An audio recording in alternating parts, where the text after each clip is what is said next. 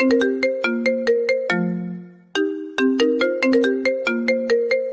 সম্পর্ক আছে।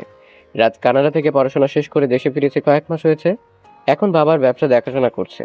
রাজরা পুরো পরিবার সহ এসেছে রাফিদের বাসায়। নানা রকমের খাবার দাবারের আয়োজন করা হয়েছে। শুধু রাজের পরিবার নয়, সাথে নীলাশের পুরো পরিবারও এখানে উপস্থিত। পুরো ড্রয়িং রুম ভর্তি মেহমান। গল্প গুজব আর আড্ডায় আমেজ সেখানে। রাফিরাও সবাই সেই আড্ডায় মেতে উঠেছে। সবাই জানে যে মিলিকে আজকে দেখতে আসবে, কিন্তু নীলাকেও যে আজকে নীলাশের পরিবার দেখতে আসবে সেটা পরিবারের বড়রা ছাড়া আর কেউ জানে না। আর নীলাশ নীলাকে অনেক আগে থেকেই পছন্দ করে। সে তার পরিবারকে কথাটা বলে, আর ওর পরিবার আজকে এসেছে বিয়ের দিন তারিখ পাকা করতে। রাফিয়া নীলাশ ওদের বাকি ফ্রেন্ডের আনার জন্য বের হয়ে গেছে একটু আগে। ঝুমুর আর নীলা মিলে মিলিকে সাজানো আর শাড়ি পরানোর দায়িত্ব জিনিয়া রিয়া ঈশিতার উপরে চাপিয়ে দিয়ে ওরা কেটে পড়েছে।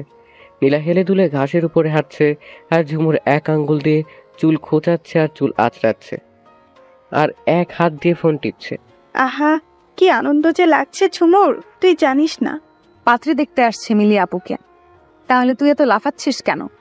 এইটাই তো আমিও বুঝতে পারছি না, মনে হচ্ছে আমাকে দেখতে আসছে। ইস, কবে যে আমাকে দেখতে আসবে। OMG নীলা, তুই এত বিয়ে পাগলি হলি কবে থেকে? আগে তো জানতাম না। হে আল্লাহ, ওকে তুমি হেদায়েত দান করো, আমিন। বলো, আমি যথেষ্টই হেদায়েতে আছি। তার থেকে তুই আমার বিয়ের জন্য দোয়া কর। ওকে, হে আল্লাহ, তুমি ওর মনস্কামনা পূরণ করো। যত তাড়াতাড়ি পারো ওকে বিদায় করো। ওর কোল আলোকিত করে শত সন্তানের জননী ওকে বানাও, আমিন। খবিস কোথাকার, এটা দোয়া নয়, বদদোয়া করছিস। তুই তো বললি দোয়া করতে, তাই তো আমি একটু পাঁচফোড়ন দিয়ে দিলাম দোয়ার সাথে। তোকে তো আমি। সম্পূর্ণ কথাটা শেষ করতে পারলো না গাড়ির হর্নের শব্দে। ওরা গেটের দিকে তাকিয়ে দেখলো দুইটা গাড়ি রেসিং এর মতো পাল্লা দিয়ে বাড়ির ভিতরে ঢুকছে। গাড়ি দুইটা একদম ঝুমু আর নীলার সামনে এসে দাঁড়ালো। গাড়ি থেকে রাফি, নীলার সহ ওদের বাকি বন্ধুরা বের হলো। এমন সময় ঝিনিয়া ও শীতা এসে ঝুমুর ও নীলার কাছে দাঁড়ালো। রাফি আর নীলাশ এসে ওদের সামনে দাঁড়ালো, পিছনে ওদের বন্ধু তুহিন, ইয়াদ, লারা, ঈশান। হে গার্লস, তোমরা এখানে কি করছো? নীলা একবার নীলাশকে মাথা থেকে পা পর্যন্ত দেখে নিল। সেটা আপনার জেনে কোনো লাভ নেই। ওরা কথা বলছে, আর এদিকে রাফি ঝুমুরকে দেখে ওই জায়গায় থমকে গেছে। আজকে ঝুমুরকে রাফির সাথে অনেক সুন্দর লাগছে। চকলেট কালারের লং রাউন্ড ড্রেস, ফুলাতা দিয়ে চুল ছেড়ে দিয়ে মাথায় সাদা স্টোন বসানো, চিকন চেনের মতো টায়রা দিয়ে পেঁচানো, চোখে গাঢ় করে কাজল দেওয়া, আর ঠোঁটে হালকা লিপস্টিক। ব্যাস এতেই পারফেক্ট রাফিকে পাগল করার জন্য। রাফি তো এক ধ্যানে ঝুমুর দিকে তাকিয়ে আছে, অন্যদিকে ঝুমুর রাফির দিকে একবার তাকিয়ে আবার চোখ সরিয়ে নিল, কারণ ওর রাফির চোখের দিকে তাকালেই ওর চোখের গভীরে হারিয়ে যায়। আর রাফি একটা ট্রাউজার, একটা সাদা টি শার্ট পরেছে, চুলগুলো একদিকে জেল দিয়ে সেট করা, ওদিকে নীলা আর নীলাশ তর্ক নিয়ে বিজি। তোমরা বোঝো কম, চিল্লাও বেশি। কোনো কাজের না তোমরা, শুধু ঝগড়াই করতে পারো। আর দেখো আমরা ছেলেরা কত কিছু করতে পারি, কিন্তু তোমরা কি পারো বলো? অলসের ঢেকি একটা। ওই হ্যালো মিস্টার, আলসের দিকে কাকে বলছেন? হ্যাঁ, আমাদেরকে। আমি আর ঝুমু যা যা করতে পারি তা শুনলে আপনার চোখ চড়ক গাছ হয়ে যাবে। তা তোমরা কি কি করতে পারো? নীলা, বাদ দে না এসব বই, চল ভেতরে যাই। ফালতু বকবক করে কোনো লাভ নেই। না নীলা, তুমি বলো। আমার কথা না হয় বাদে দিলাম, আমি যা কিছু শিখেছি সবকিছু ঝুমুর কাছ থেকেই শিখেছি। ঝুমুর বাইসাইকেল চালাতে পারে। ও বাইসাইকেল রেসিংয়ে অংশগ্রহণ করে এ পর্যন্ত 3টা ট্রফি জিতেছে। কার ড্রাইভিং করতে পারে, কম্পিউটার অপারেটিং করতে পারে, গ্রাফিক ডিজাইন পারে। আগে স্কুলের টপ ব্যাডমিন্টন খেলোয়াড় ছিল, এখন কলেজের সেরা সিঙ্গার আমাদের ঝুমুর। কলেজে যদি আগে কোনো ফাংশনের আয়োজন করা হয়, সবার আগে প্রিন্সিপাল স্যার ঝুমুকে ডাক দেয়। আর রান্না বান্নার কথা বাদে দিলাম, ওর হাতের বিরিয়ানি জাস্ট ওয়াও, আমি ওর থেকে শিখেছি। সবাই যেন নীলার কথাগুলো শুধু গিলছে, এতটাই অবাক হয়েছে যে মুখ থেকে কোনো কথা বের হচ্ছে না। অবশেষে ইয়াদ নীরবতা ভেঙে বলল, যা বলেছিস আমি তো পুরাই শখে আছি। ঝুমুরকে দেখতে তো বোঝাই যায় না ও এত কিছু পারে। সত্যি ঝুমুর, তুমি সবাইকে ছাড়িয়ে গিয়েছো, বাহ। সত্যি ঝুমু, তুমি এত কিছু পারো? I can believe that. আপনি বিশ্বাস করলেই বা কি, আর না করলেই বা কি, সত্যি তো এটাই যে আমার বোনু সব কিছুতেই topper. I am proud of my sister. ওদিকে রাফিয়া নীলাশটা এখনো শোকের চরম পর্যায়ে আছে। এরকম কিছু শুনবে ওরা এটা আশা করেনি। এত কিছু একসাথে, হাউ ইজ পসিবল? না, আমি বলতে চাচ্ছি এত কিছু কোথা থেকে শিখলে ঝুমুর? আর এর পেছনে কি কোনো কারণ আছে? আসলে কেউ একজন বলেছিল যে আমার দ্বারা কোনো ভালো কাজ হবে না, আমি কোনো কাজের যোগ্য না, আমার দ্বারা শুধুমাত্র নাকি অকাজই হবে। সেই কথাই আছে না, ইচ্ছে থাকলেই উপায় হয়, তাই আমিও দেখিয়ে দিলাম। ঝুমুরের দিকে তাকিয়ে কথাগুলো বলায় ওর কাশি উঠে গেল। নীলাশ ওর পাশেই ছিল, তাই ও রাফির মাথায় আর পিঠে চাপড় দিতে লাগলো। তোর আবার কি হলো? Rafi, are you okay? আমি ঠিক আছি। রাফির এমন কাণ্ড দেখে ওদিকে ঝুমুরের পেট ফেটে হাসি আসছে। বেচারাকে বড় রকমের জব্দ করতে পেরেছে। এই রে, আমি তো একদমই ভুলে গেছিলাম যে বড় আম্মু তোমাদের সে কখন ডেকেছে। আর তোমরা কি না এখানে দাঁড়িয়ে আছো? আচ্ছা তোরা যা, আমরা আসতেছি। যাবার সময় নীলাশের কাছে এসে কানের কাছে মুখ এনে বলল, এই যে আইটেম পিসাস ভাইয়ার ফ্রেন্ড, আমিও কিন্তু ঝুমুর মতো অনেক কিছু পারি। ঝুমুর ব্যাডমিন্টন চ্যাম্পিয়ন আর আমি বাস্কেটবল চ্যাম্পিয়ন। সো আমাকে নিয়ে উপহাস করবেন না। বেশি দেরি করলে একদম বাস্কেটবলের মতো তুলে আছাড় মারবো। Mind it. একথা বলে নীলা চলে গেল অন্যদের সাথে। আর নীলাশ বেচারা অসহায়ভাবে তাকিয়ে আছে নীলার যাওয়ার দিকে, আর মনে মনে ভাবছে, মাইরালা হাল্লা গো, খাল কেটে কুমির আনতেছি না তো, তুমি দেখো মানে রক্ষা করো আল্লাহ। তারপরে সবাই ভিতরে চলে গেল। মিলিকে পাত্রপক্ষের সামনে আনা হয়েছে। সবাই ভিন্ন রকমের কথা বলছে।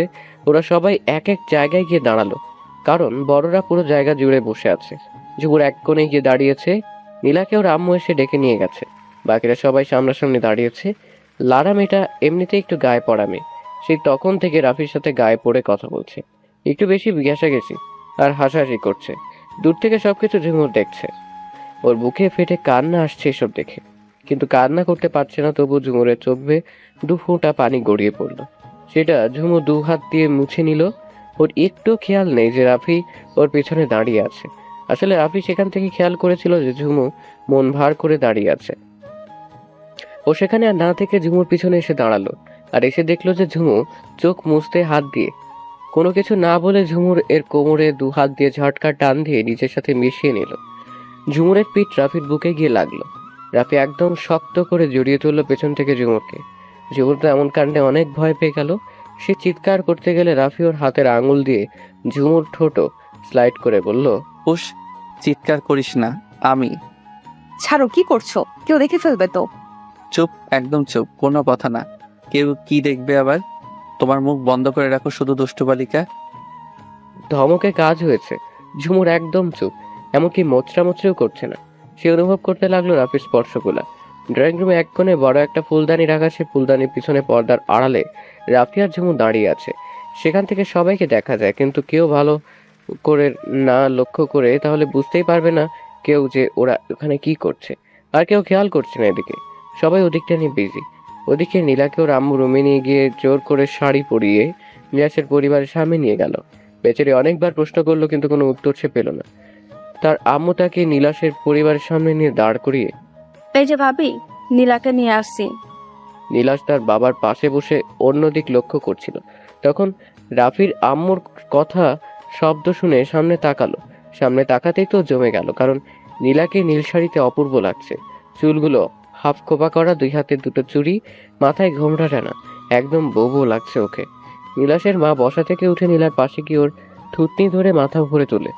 মাশাআল্লাহ, আমার নীলামাকে তো আজকে অনেক সুন্দর লাগছে। এরকম একটা হুড়পড়িং আমি আমার ছেলের জন্য চেয়েছিলাম। তিনি নীলার কপালে একটা চুমু দিয়ে ওর হাতে সোনার বালা পরিয়ে দিল। নীলা তো কিছুই বুঝতে পারছে না কি হচ্ছে তার সাথে এসব। ওর মনে হচ্ছে ও এক গোলক ধাঁধায় রয়েছে। প্রথমে নীলার পরিবারই বিয়েতে রাজি ছিল না, কারণ নীলা এখনো অনেক ছোট। ও বিয়ের বয়স হয় না এখনো, কিন্তু অপরদিকে নীলাশ ছেলেটা যেমন ভালো, তেমনি তার পরিবারও অনেক ভালো। সবচেয়ে বড় কথা হলো যে নীলা ওদের মাঝে হ্যাপি থাকবে, খুশি থাকবে, কারণ নীলাশ নীলাকে অনেক ভালোবাসে, তাই তারা রাজি হয়েছেন।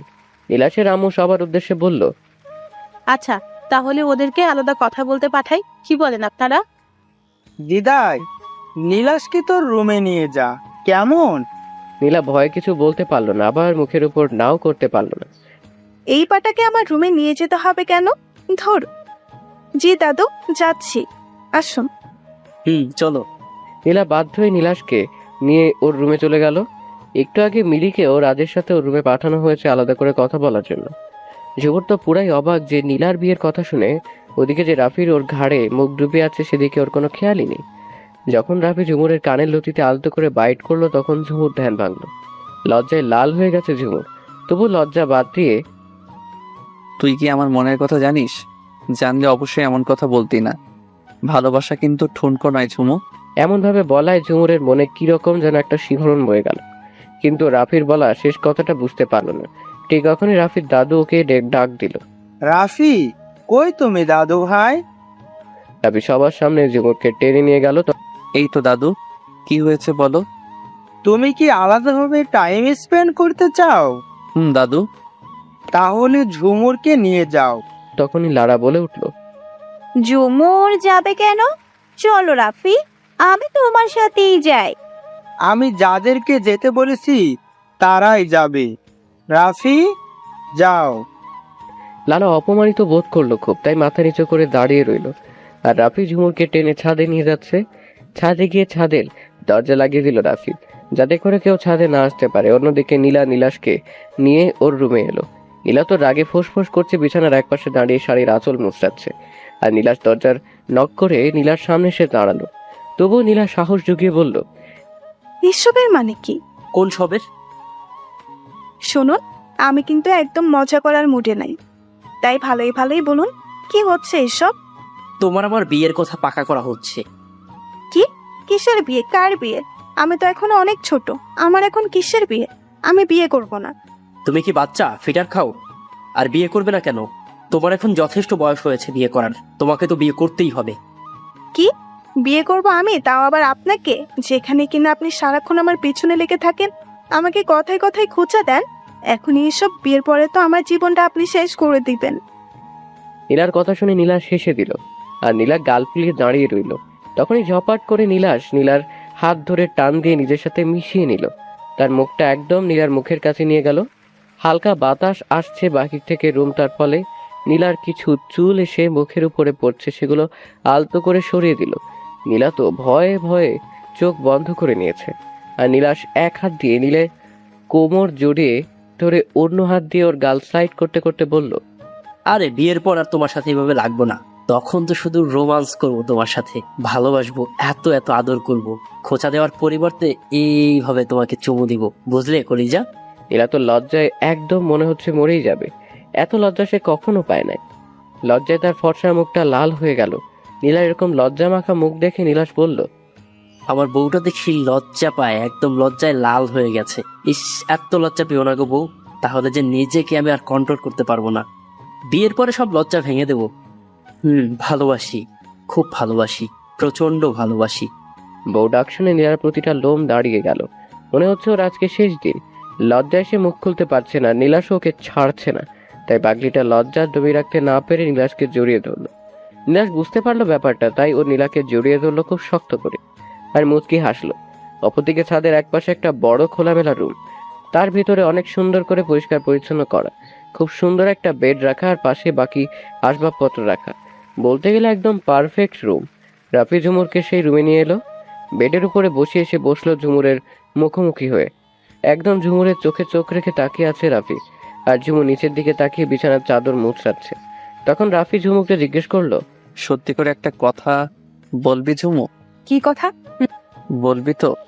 বলো, কি জানতে চাও? আমাকে নিয়ে তোর মনে ফিলিংসটা কি রকমের? কথা শুনে ঝুমু হতবাক হয়ে গেল। সে ইতস্তত বোধ করলো।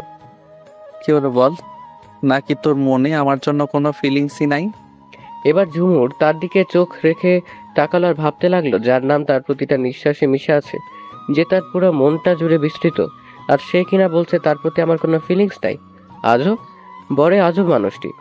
এইসব ভাবছে ঝুমু, তখন সে রাফিকে বোঝানোর জন্য একটা গান শুরু করলো। গানের প্রতিটা লাইনে সে রাফিকে অনেক বুঝিয়ে দিল, আর রাফি তো অপলক দৃষ্টিতে তাকিয়ে আছে ঝুমুরের দিকে। সে ভাবছে ঝুমুরটাকে এত ভালোবাসে কেন। যার নামে এই জীবনটা লিখে রেখেছি, যার কথা ভেবে ভেবে প্রতিটা রাত বালিশ ভিজিয়েছি, তার জন্য আমার মনে কোনো ফিলিংস থাকবে না, তা কি করে হয়? রাফি কোনো উত্তর না দিয়ে ঝুমুরের কোলে শুয়ে পড়লো। দু হাত দিয়ে ঝুমুরের কোমর জড়িয়ে ধরে ওর পেটে মুখ গুজলো। রাফির এমন স্পর্শে ঝুমুরের পুরো শরীর কেঁপে উঠল। ঝুমুরের পেটে রাফির প্রতিটা গরম নিঃশ্বাস পড়ছে। ঝুমুর কিছু বলল না, সে দু হাত দিয়ে রাফির মাথায় হাত বোলাতে লাগলো। কারণ ঝুমুর তো সব সময় চায় রাফির সংস্পর্শে থাকতে। ঝুমুরের খুব ইচ্ছে করছে রাফির কপালে অবস্থায় একটা চুমু দিতে, কিন্তু তার সাহসে কুলোচ্ছে না। কিন্তু এই অদম্য ইচ্ছেকেও ঝুমু দমিয়ে রাখতে পারল না। মাথা নিচু করে রাফির কপালে আলতো করে একটা চুমু দিল। রাফি সেটা বুঝতে পেরে হালকা হাসলো, আরো শক্ত করে ঝুমুরের কোমর জড়িয়ে ধরলো। তখন ঝুমু বলল, এই ছাড়ো প্লিজ, নিচে যাব আমি। তুই নিচে গিয়ে কি করবি? শুধু শুধু ডিস্টার্ব করিস না তো, চুপ করে বসে থাক। অনেক কাজ আছে, নীলার সাথেও কথা আছে। অনেকক্ষণ তো হয়েছে এখানে এসেছি, এখন তো নিচে যাই প্লিজ। বেশি কিছু করলে ওকে আর আমার সারপ্রাইজ দেয়া হবে না। সব বুঝে যাবে। যেটুকু করেছি এতেই হবে। এখন শুধু ধৈর্য ধরতে হবে। ওকে চল, আমিও যাব। এরপরে তারা নিচে চলে গেল। মিলি, রাজ, নীলা, নীলাশও নিচে চলে এসেছে। পরিবারের বড়রা মিলে বিয়ের দিন তারিখ ঠিক করলো। 15 দিন পরে এঙ্গেজমেন্ট দেন, তারপরে 4 দিন পরে বিয়ে। প্রথম দিন মেহেদি অনুষ্ঠান, দ্বিতীয় দিন গায়ে হলুদ, তৃতীয় দিন বিয়ে। এসব অনুষ্ঠানগুলো কক্সবাজার একটা রিসোর্টে বসে হবে। নীলাশদের একটা নিজস্ব রিসোর্ট আছে। এঙ্গেজমেন্টের 4 দিন আগেই ওরা কক্সবাজার চলে যাবে, 4 দিন ঘুরতেও পারবে। আবার অনুষ্ঠানগুলো তো সব সেখানে বসে হবে। আর বাকি 11 দিনে সবাই শপিং করা সম্পূর্ণ করবে। এদিকে একপাশে দাঁড়িয়ে ঝুমুর নীলাকে খোঁচাচ্ছে। খোঁচাতে খোঁচাতে আর লজ্জা দিতে দিতে ঝুমুর নীলাকে একদম অতিষ্ঠ করে তুলেছে। আর নীলা বেচারি লজ্জায় না পারছে কিছু বলতে, আর না পারছে সইতে।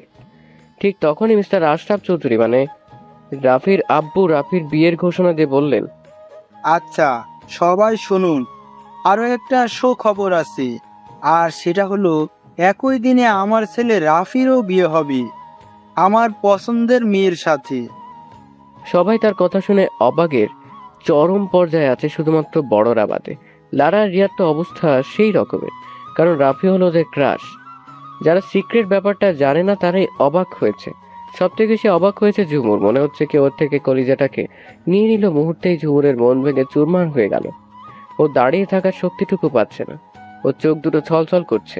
ওর চোখ রাফির দিকে গেল, দেখতে পেল রাফির মুখে হাসি লেগেই আছে। মুখ থেকে এক মুহূর্তের জন্য হাসি নড়ছেই না। রাফির এই খুশি দেখে ঝুমুরের মন পুড়ে ছাই হচ্ছে। তখনই রাফির দাদু বলে উঠল, তবে পাত্রীকে সেটা এখন কেউ জানতে পারবে না।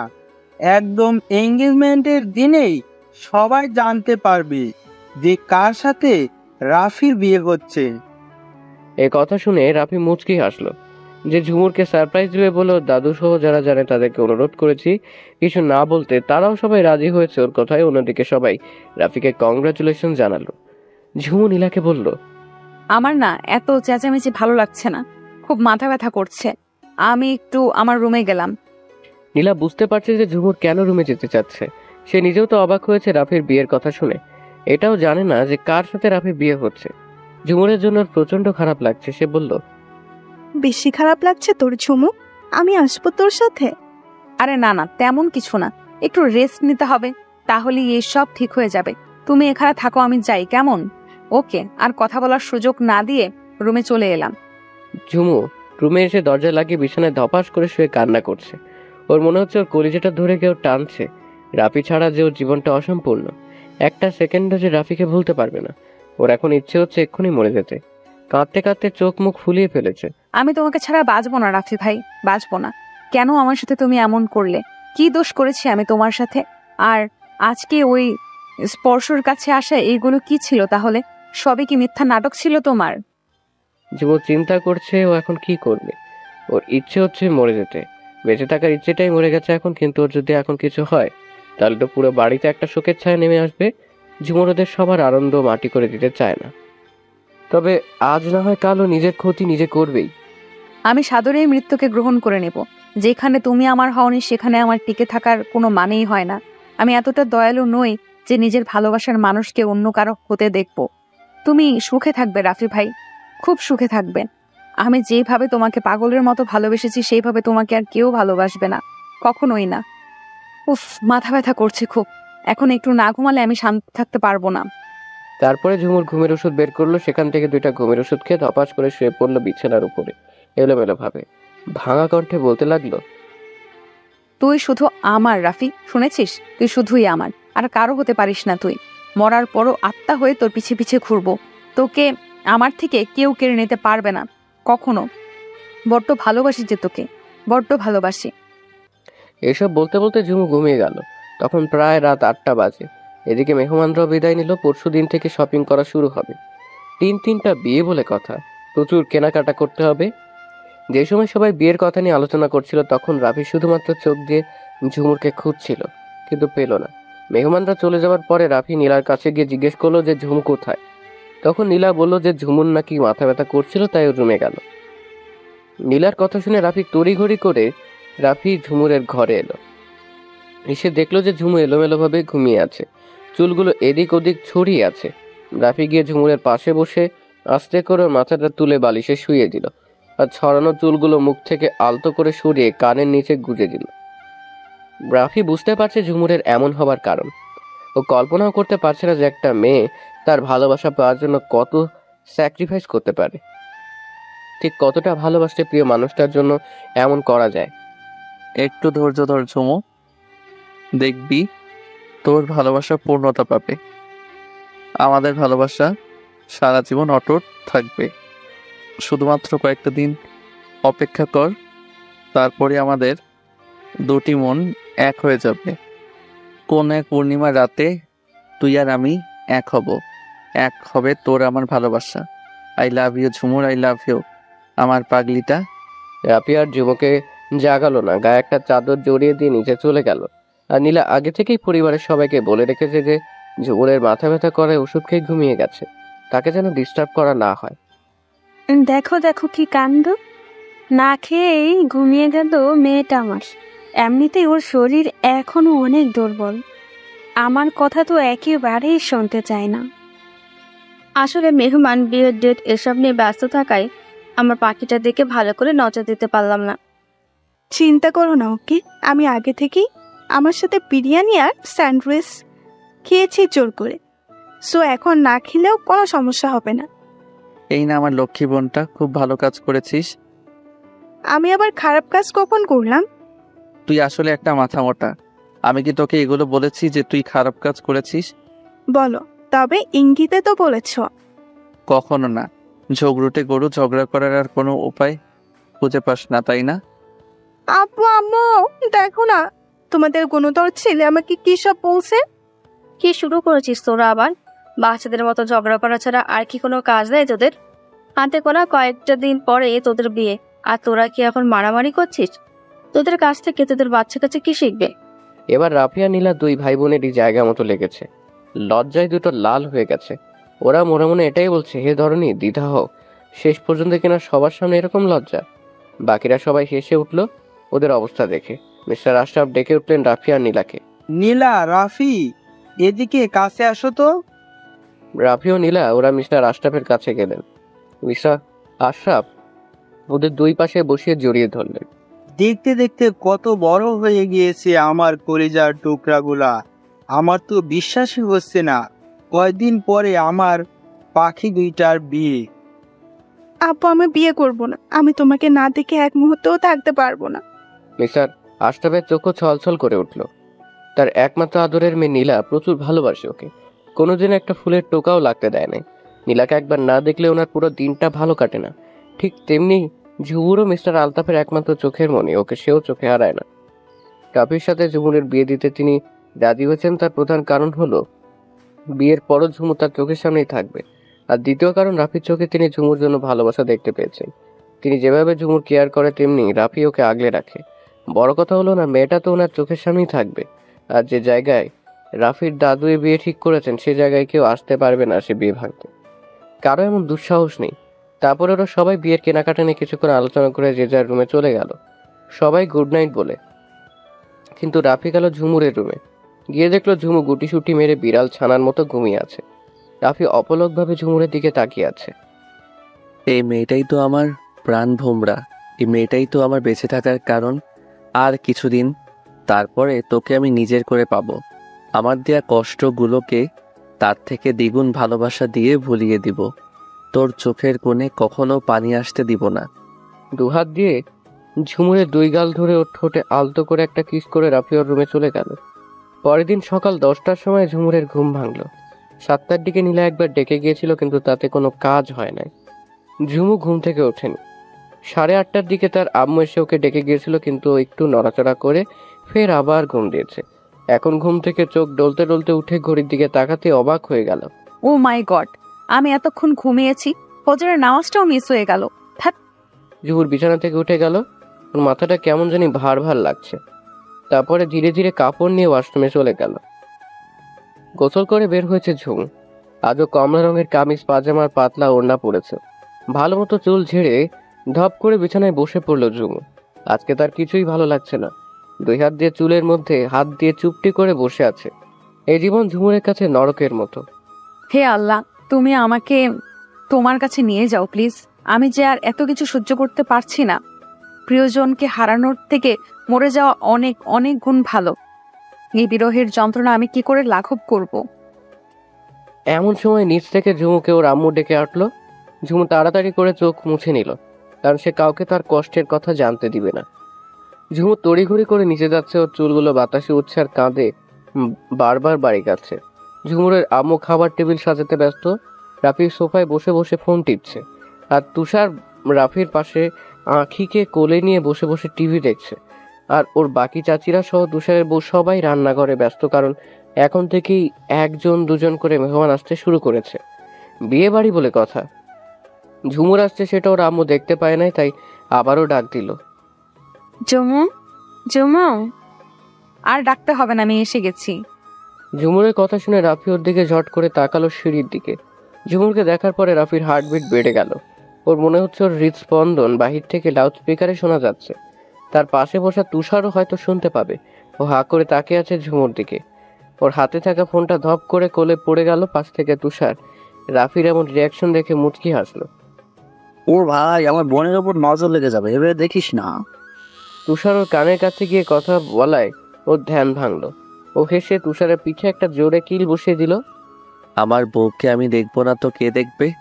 আর নজর লাগলে তো আমার নজরই লাগবে। সো তোমার চরকায় তুমি তেল দাও। পিঠ ভেঙে গেলেছে রে মাগু। এই যে মিস্টার চুটকো, এ কিন্তু এখনো হয়নি। হওয়ার পরে বউ রাখিস আর মন থেকে দেখিস। এই যে মিস্টার ভুটকো, বিয়ে হতে আর কতক্ষণ? তারপরে তো আমার বউই, বুঝছস? এমন সময় রাফির ফোন বেজে উঠল। নীলাশ ফোন দিয়েছে। বাহির থেকে ওর সাথে কিছুক্ষণ কথা বলে আবার ভেতরে এসে বসলো। কে ফোন দিয়েছিল? নীলাশ ফোন দিয়েছিল। কি বলেছে? বলেছে যে আজ থেকে শপিং শুরু করতে।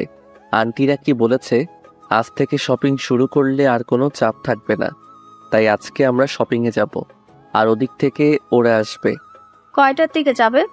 1 ঘন্টা পর 12টার দিকে। ও, তাহলে আস্তে আস্তে সবাই রেডি হয়ে নাও, পরে বেরোলে দেরি হয়ে যাবে। রান্নাঘর থেকে অর্ণা চলে আসলো। আমার আম্মুটা আমার সাথে অনেক দুষ্টমি করেছে, অনেক এনার্জি লস হয়েছে, ওকে কিছু খাইয়ে দাও। অর্ণা আঁখিকে নিয়ে রুমে চলে গেল। আর এদিকে নীলা, রিয়া, জিনিয়া, ঈশিতা ওরা সবাই নিচে এসেছে। আর ঝুমু বসে বসে খাবার টেবিলে নাস্তা করছে। ঈশিতা এসে ঝুমুরের পিঠে একটা কিল দিল, তাতে ঝুমু চমকে উঠল। ঈশিতার দিকে তাকাতেও হেসে দিল। এতক্ষণে তোর ওঠার সময় হলো জাম্পু? তোর অনুপস্থিতির জন্য আমরা কিছু ডিসকাসই করতে পারছি না। কি ডিসকাস করতে চাও বুঝলাম না। যার জন্য আমাকে দরকার? আরে গাধি, বিয়ের জন্য কি শপিং করব? আর নিয়ে তোর সম্পূর্ণ মন্তব্য দরকার আমাদের, কোন ড্রেস চুজ করব ইত্যাদি ইত্যাদি। তোমাদের যা যা ভালো লাগবে তাই তাই কিনে নাও গিয়ে। আমাকে লাগবে কি জন্য হুদাই? কেন, তুই কিছু কিনবি না ঝুমু? না, আমার যথেষ্ট জামা কাপড় আছে, আমার কিছু কেনা লাগবে না।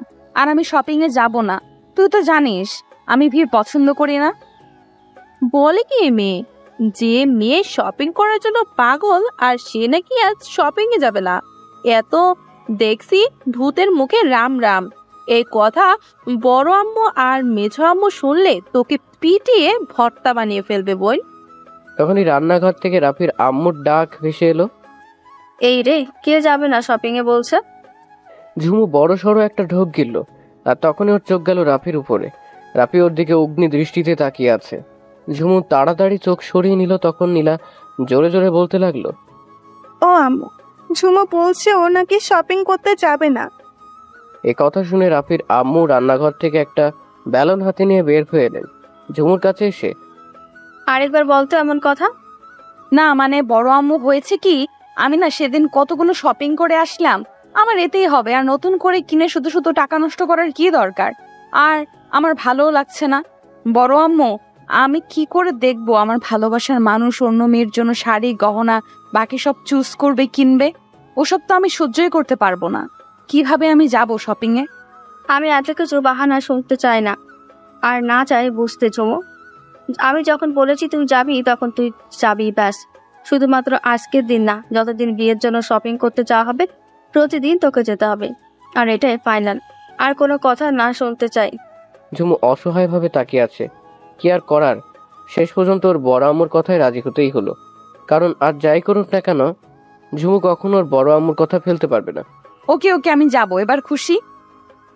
বনু অনেক, চল এবার আমাদের সাথে। এরপরে ওরা সবাই ঝুমুরকে টেনে নিয়ে গেল মিলির রুমে। মিলির রুমে নিয়ে ওকে বসিয়ে সবাই ওর চারপাশে গোল হয়ে বসলো আর কি কিনবে না কিনবে এসব নিয়ে আলোচনা করতে লাগলো। ঝুমু মাঝে মধ্যে শুধু হ্যাঁ না করছে, আর যাতে করে ওরা বুঝতে পারে যে ঝুমু ওদের কথায় সাড়া দিচ্ছে। কিন্তু ঝুমুর মন তো এখানে নাই, ওর মন তো পড়ে আছে রাফির কাছে। আস্তে আস্তে রাজদের পরিবার আর নীলাশদের পরিবারের সবাই চলে এলো রাফিদের বাড়িতে। বাড়ির সবাই আগে থেকে রেডি হয়ে আছে। ওরা আসতেই সবাই শপিং এর দিকে রওনা দিল। 3টা বড় টয়োটা হেরিস গাড়ি ভর্তি হয়ে গেল, শুধুমাত্র ঝুমু, নীলা, রাফি আর নীলাশ বাদে, কারণ ওরা গাড়ি ভর্তি হওয়ার পরে এসেছে। অন্যদিকে ঝুমু যখন এসে দেখে যে সবাই উঠে পড়ায় 3টা গাড়ির কোনোটাই তিল পরিমাণও জায়গা নাই, তখনও মনে মনে অনেক খুশি হয়েছে, এটা ভেবে যে ওকে আর যেতে হবে না। কিন্তু ওর খুশি আর টিকলো না। রাফি ওর হাত ধরে টেনে নিয়ে যেতে লাগলো। ঝুমু বারবার ওর হাত ছাড়ানোর চেষ্টা করছে।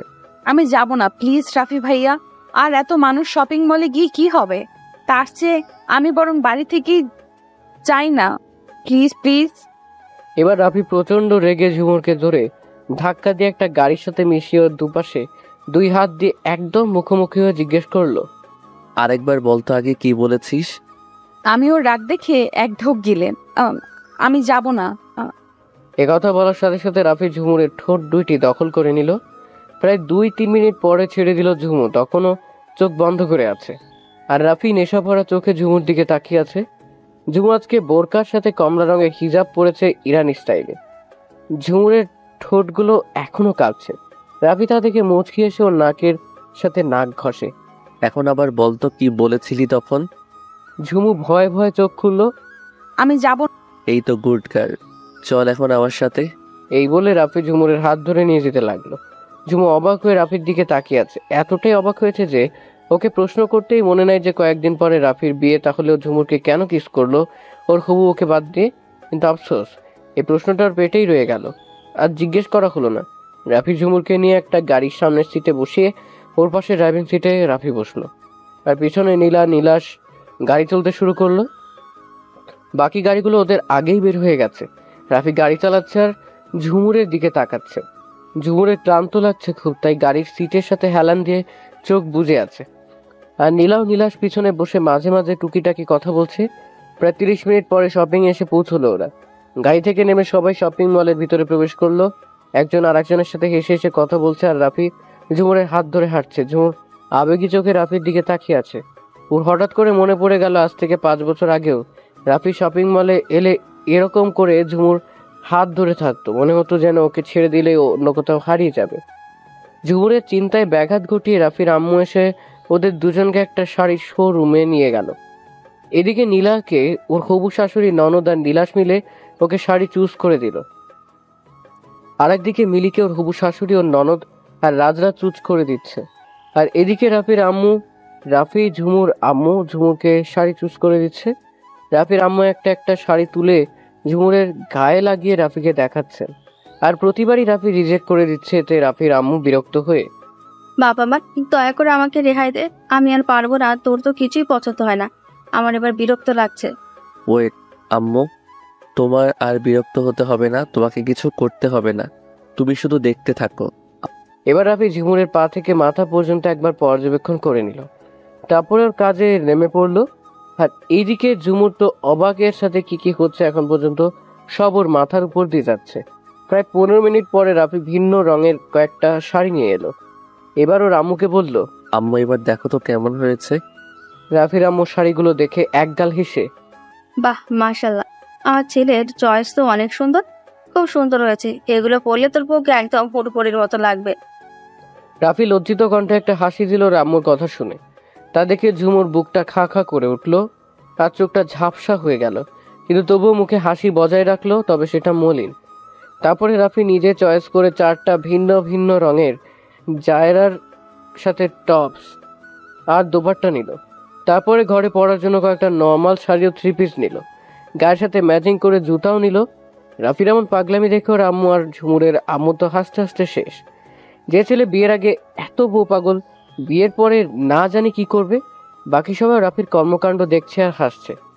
নীলাশ রাফির পিঠে একটা চাটি মেরে, চালিয়ে যাও বড় ভাই, তোকে দেখে আমিও শিক্ষা গ্রহণ করব কিভাবে বউ পাগল হতে হয়। রাফি কিছু বলল না, প্রত্যুত্তরে শুধুমাত্র একটা হাসি দিল।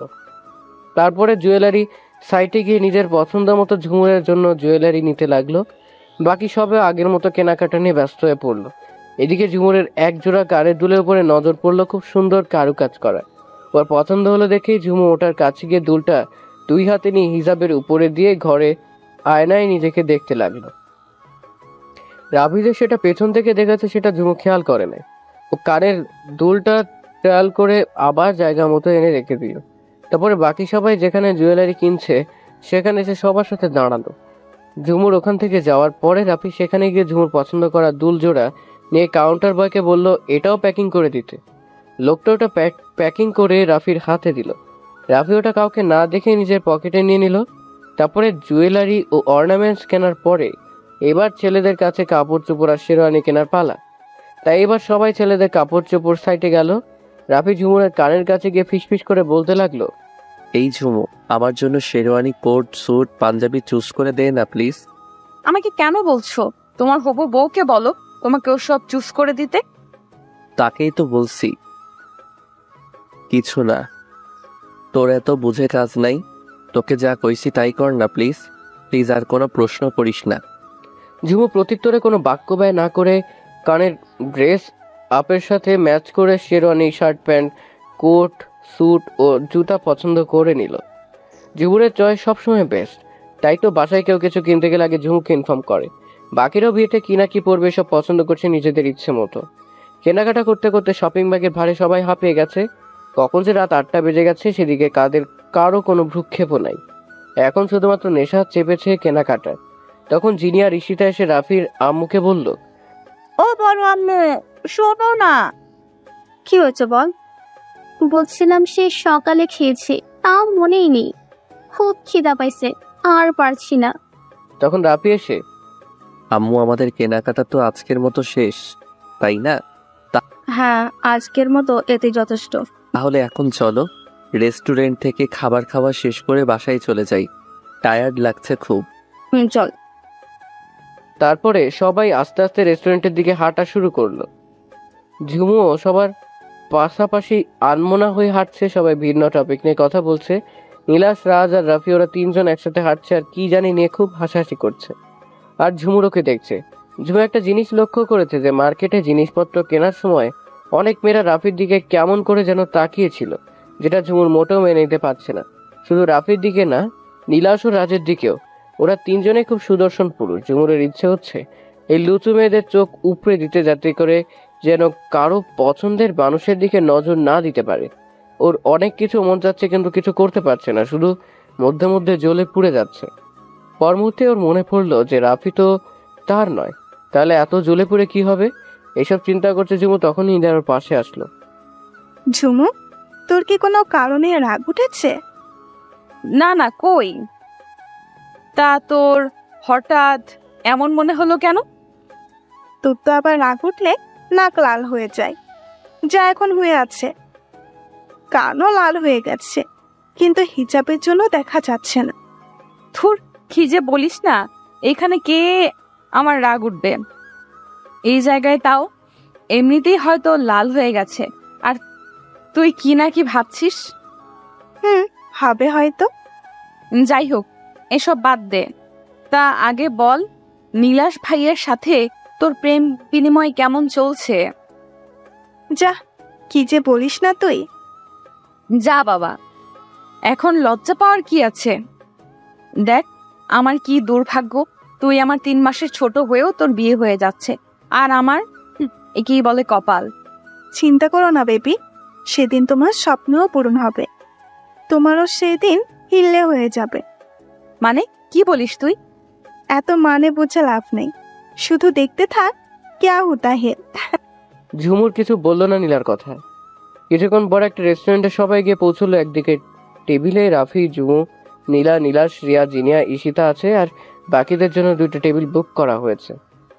যে যার চেয়ারে বসে পড়লো। পরক্ষণে রাফি সবার পছন্দ অনুযায়ী ওয়েটার বয়কে খাবার অর্ডার দিল। কিছুক্ষণ পরে ওয়েটার এসে খাবার দিয়ে গেল। সবাই খাওয়া শুরু করলো। সবাই খাওয়ার পাশাপাশি বিভিন্ন বিষয় নিয়ে আলোচনা করছে, আর ঝুমুর খাওয়ার ফাঁকে ফাঁকে রাফির দিকে তাকাচ্ছে। রাফি সেটা আগেই লক্ষ্য করেছে, কিন্তু ঝুমুকে ডিস্টার্ব করে নাই। ঝুমু রাফিকে যত দেখে ততই অবাক হয়। সে মনে মনে বলে, একটা মানুষ কি করে এত সুন্দর হতে পারে? কেন এত কিউট সে? আসলে বাস্তবতা হলো প্রিয় মানুষটার চেহারা যেমনই হোক না কেন, মন দিয়ে ভালোবাসলে তাকেই তার দেখা সব থেকে সুন্দর মানুষ মনে হয়। ভালোবাসার মানুষকে সকল রূপে সুন্দর লাগে, যেটা ঝুমুরের ক্ষেত্রে হয়েছে, কারণ সে তাকে ভালোবাসে। তাকে সে ভালোবাসার নজরে দেখে। এমন রকম করে ভালোবাসতে হলে আবেগ দিয়ে নয়, সত্যি করে ভালোবাসতে হয়, যেখানে কোনো খাত থাকলে চলে না। রাফি ঝুমুর দিকে তাকিয়ে মুচকি হাসলো, যেটা ঝুমুর বুকে তীরের মতো বাঁধলো। এই হাসির জন্য ঝুমু বারবার মরতে পারে। অতঃপর সবাই খাওয়া শেষ করে এসে গাড়িতে বসলো। শপিং ব্যাগ আগেই গাড়িতে রাখা ছিল। গাড়ি বাড়ির উদ্দেশ্যে রওনা দিল। 30 মিনিট পরে সবাই বাড়িতে এসে পৌঁছলো। নীলাশ আর রাজের পরিবার সবাই কিছুক্ষণ রেস্ট করে বিদায় জানিয়ে চলে গেল। বাকিরাও খুব টায়ার্ড, তাই কেউ আর আড্ডা না দিয়ে যে যার রুমে চলে গেল। ঝুমু তো সেই আসা মাত্রই রুমে চলে গিয়েছে। এদিকে ঝুমুর রুমে গিয়ে আস্তে আস্তে হিজাব থেকে আলপিনগুলো খুলছে, আর নিজেকে খুঁটিয়ে নাটিয়ে দেখছে, আরো ভাবছে, আচ্ছা আমি কি দেখতে এতই কুৎসিত? আমি কি নিজেকে আগের থেকে মোটেও চেঞ্জ করতে পারিনি? আগে সে হাবা গোবা মার্কা চেহারা পাল্টাতে পারিনি? আমি কি রাফি ভাইয়ের যোগ্য হয়ে উঠতে পারিনি? কেন সে আমাকে একটুও ভালোবাসতে পারে না? আমি কি তার ভালোবাসা পাওয়ার যোগ্যতা রাখি না? হয়তো সে আমার থেকে আরো বেশি সুন্দর স্মার্ট মেয়েকে ডিজার্ভ করে। হিজাব খুলে কাপড় চেঞ্জ করে ঢিলে ঢালা একটা ফ্রক পরে নিল ঝুমু। চুলগুলো ছেড়ে দিল। তারপরে বারান্দায় চলে গেল। বারান্দায় গিয়ে রেলিং ধরে আকাশের দিকে তাকিয়ে বড় একটা দীর্ঘশ্বাস নিল। সে ভাবছে তার বেশিরভাগ বান্ধবীরই বয়ফ্রেন্ড আছে, তাকে অনেক ছেলে ইমপ্রেস করার চেষ্টা করেছে, প্রপোজ করেছে, কিন্তু সে এরকম কোনো কিছুতে তেমন রেসপন্স করেনি। এমনকি যারা ওকে প্রপোজ করেছে তাদেরকে কিছু ভালো মন্দ বলতো না, শুধুমাত্র নীলাই ওদেরকে টাইট দিয়েছে। ঝুমু তো বয়ফ্রেন্ড চায় না, ও এমন একজন মানুষকে চায় যে ওর সুখ দুঃখ ভালো মন্দ বলা না বলা কথাগুলো বুঝবে, প্রত্যেকটা ভালো কাজে সাপোর্ট করবে, তাকে যথেষ্ট কেয়ার করবে, তাকে অনেক ভালোবাসবে। আর এমন একটা মানুষই হলো রাফি, যাকে ঝুমুর অনেক আগেই তার মনটা দিয়ে বসে আছে, নিজের থেকেও বেশি যাকে ও ভালোবাসে। এদিকে রাফি রুমে এসে ড্রেস চেঞ্জ করে ফোন টিপতে টিপতে ধীর পায়ে বারান্দার দিকে গেল। বারান্দা হলো রাফির পছন্দের একটা জায়গা। বারান্দায় বসে প্রকৃতির সৌন্দর্য উপভোগ করা যায় মন ভরে, যা খারাপ মনকেও নিমিষেই ভালো করে দেয়। আর রাফিরা তো তাড়াতাড়ি ঘুম আসবে না, তাই টাইম পাস করার জন্য ব্যালকনিতে চলে গেল। ব্যালকনিতে দাঁড়িয়ে রেলিংয়ে হাত দিয়ে সেও খোলা আকাশের তারাদের মাঝে মন বিলিয়ে দিতে ব্যস্ত হয়ে গেল। আকাশে ভরা চাঁদ উঠেছে, হয়তো আকাশেও আজকে খুশির কিছু হচ্ছে। রাফি এক ধ্যানে তাকিয়ে আছে। হঠাৎ করে রাফির কানে পাশের বারান্দা থেকে সুরেলা একটা কণ্ঠ ভেসে আসলো। কষ্ট করে সে আকাশের দিক থেকে চোখ সরিয়ে পাশের বারান্দার দিকে তাকালো। দেখলো ঝুমু বারান্দার রেলিং ধরে চোখ বুজে গানের সুর তোলার চেষ্টা করছে। সপলক দৃষ্টিতে তাকিয়ে আছে ঝুমুর দিকে। ওদিকে ঝুমুরও টের পায়নি যে তাকে কে একজন এক ধ্যানে দেখতে ব্যস্ত। গানটা ঝুমু নিজের আবেগ দিয়ে শেষ করলো। গানটা শেষ করে ঝুমু কেঁদে দিল, কিন্তু সেটা ছিল শব্দহীন কান্না। কাঁদতে কাঁদতে সে রেলিং থেকে হাত সরিয়ে দোলনায় বসে পড়ল। অঝোরধারায় চোখ থেকে পানি গড়িয়ে পড়ছে। ও কিছু মনে নিতে পারছে না। এতদিনের জমানো ভালোবাসা যে একদিনে শেষ করা যায় না, সে মোটেও রাফিকে ভুলতে পারবে না। পরিস্থিতি তাকে এক কোন নিষ্ঠুরতা এসে ফেললো। এইসব ভাবতে ভাবতে ওখানেই ঝুমু ঘুমিয়ে গেল। অপরদিকে রাফি ঝুমুরের গান শুনে স্তব্ধ হয়ে গিয়েছে। এতটা মায়া জড়ানো ছিল গানটায়, সে শুধু ঘরে মুগ্ধ হয়ে শুনেছে। ধ্যান ভাঙার পরে ঝুমুর বারান্দার দিকে চেয়ে দেখলো ঝুমু দোলনায় ঘুমিয়ে আছে। রাফি তড়িঘড়ি করে ঝুমুর রুমে ঢুকে বারান্দায় গেল। গিয়ে দেখলো ঝুমু গুটিসুটি মেরে ঘুমিয়ে আছে। রাফি আস্তে করে ঝুমুকে কোলে নিল। ঝুমুরকে কোলে নিয়ে ওর বিছানায় গিয়ে রাফি বসলো। যেই ঝুমুকে শোয়াতে যাবে তখনই ঝুমু রাফিকে আঁকড়ে ধরে আর ঘুমের মাঝেই ডুকরে কেঁদে ওঠে। রাফি অবাক হয়ে ঝুমুর দিকে তাকালো। ঘুমের মধ্যেই ঝুমু ফুপিয়ে ফুপিয়ে কান্না করছে আর অস্পষ্ট কণ্ঠে বলছে, তো তুমি অন্য কাউকে বিয়ে করো না রাফি ভাইয়া। তো তোমার পাশে আমি অন্য কোনো মেয়েকে মেনে নিতে পারবো না, সহ্য করতে পারবো না। আমি যে একদম নিঃস্ব হয়ে যাব। আমার যে বেঁচে থাকার ইচ্ছেটাই মরে গেছে। হয়তো বাকিটুকু শুধু মরে যাবার পালা, হয়তো নিঃশ্বাসটা এই দেহ থেকে বের হয়ে যাবে। মরার কথা শুনতেই রাফি ঝুমুর মুখ চেপে ধরল। ঝুমু আবার রাফির বুকে ঘুমিয়ে গেল। রাফিও ঝুমুরকে আরো শক্ত করে জড়িয়ে নিল বুকের মাঝে। রাফির চোখে পানি চলে এসেছে ঝুমুর কথা শুনে। এমন কথা বলিস কেন ঝুমু? তুই কি করে ভাবলি তোর রাফি ভাইয়া তোকে ছাড়া অন্য কাউকে বিয়ে করবে? তুই আজও আমার ভালোবাসা বুঝলি না। আর কোনোদিন যেন তোর মুখে মরার কথা না শুনি। তোকে আমি কোনো মতেই হারাতে পারবো না। তুই যে শুধু আমার আর আমার হয়ে থাকবি সারা জীবন। রাফি ঝুমুরকে শক্ত করে জড়িয়ে ধরে কপালে, গালে, ঠোঁটে চুমু দিল। রাফি আবার ঝুমুরের দিকে তাকিয়ে, ঝুমু, তুই কি জানিস না তুই আমার পুরা দুনিয়া, তুই আমার হৃদয়, তুই আমার হার্টবিট, আমার সব কিছু জুড়ে যে তুই বিরাজমান। আমি যে তোকে ছাড়া একদম নিঃস্ব। আমি যে তোকে ছাড়া আর কিছু ভাবতে পারি না। তুই শুধু আমার, শুধুই আমার। তারপরে রাফি ঝুমুকে বিছানায় শুইয়ে দিয়ে গায়ের চাদর জড়িয়ে দিয়ে দরজা ভিড়িয়ে নিজের রুমে চলে গেল। তারপরে বিছানায় গিয়ে শোয়া মাত্রই ঘুমিয়ে গেল। এভাবেই কেনাকাটা, শপিং এসব নিয়ে 11 দিন কেটে গেল। অবশেষে অনেক প্রতীক্ষার পরে সেই কক্সবাজার যাওয়ার দিন চলে আসলো। সকাল থেকে সবাই খুব ব্যস্ত সময় পার করছে। যার যার প্রয়োজনীয় জিনিস, কাপড় চোপড় ইত্যাদি যা যা লাগবে সবকিছু প্যাক করায় ব্যস্ত সবাই। 3টা বড় এসি বাসে করে 3 ফ্যামিলি আত্মীয় স্বজন সহ যাবে। বিকেলের দিকে সবাই রওনা দেবে কক্সবাজারের উদ্দেশ্য। সকালে রওনা হবার কথা ছিল, কিন্তু অনেকের ঘুম থেকে উঠতে দেরি হয়, রেডি হতেও দেরি হয়ে যায়, আর বিকেলে যাবার সিদ্ধান্ত নেওয়া হয়। এদিকে ঝুমু সে রাতেই ওর প্রয়োজনীয় জিনিসপত্র গুছিয়ে নিয়েছে একটা ট্রলি ব্যাগে।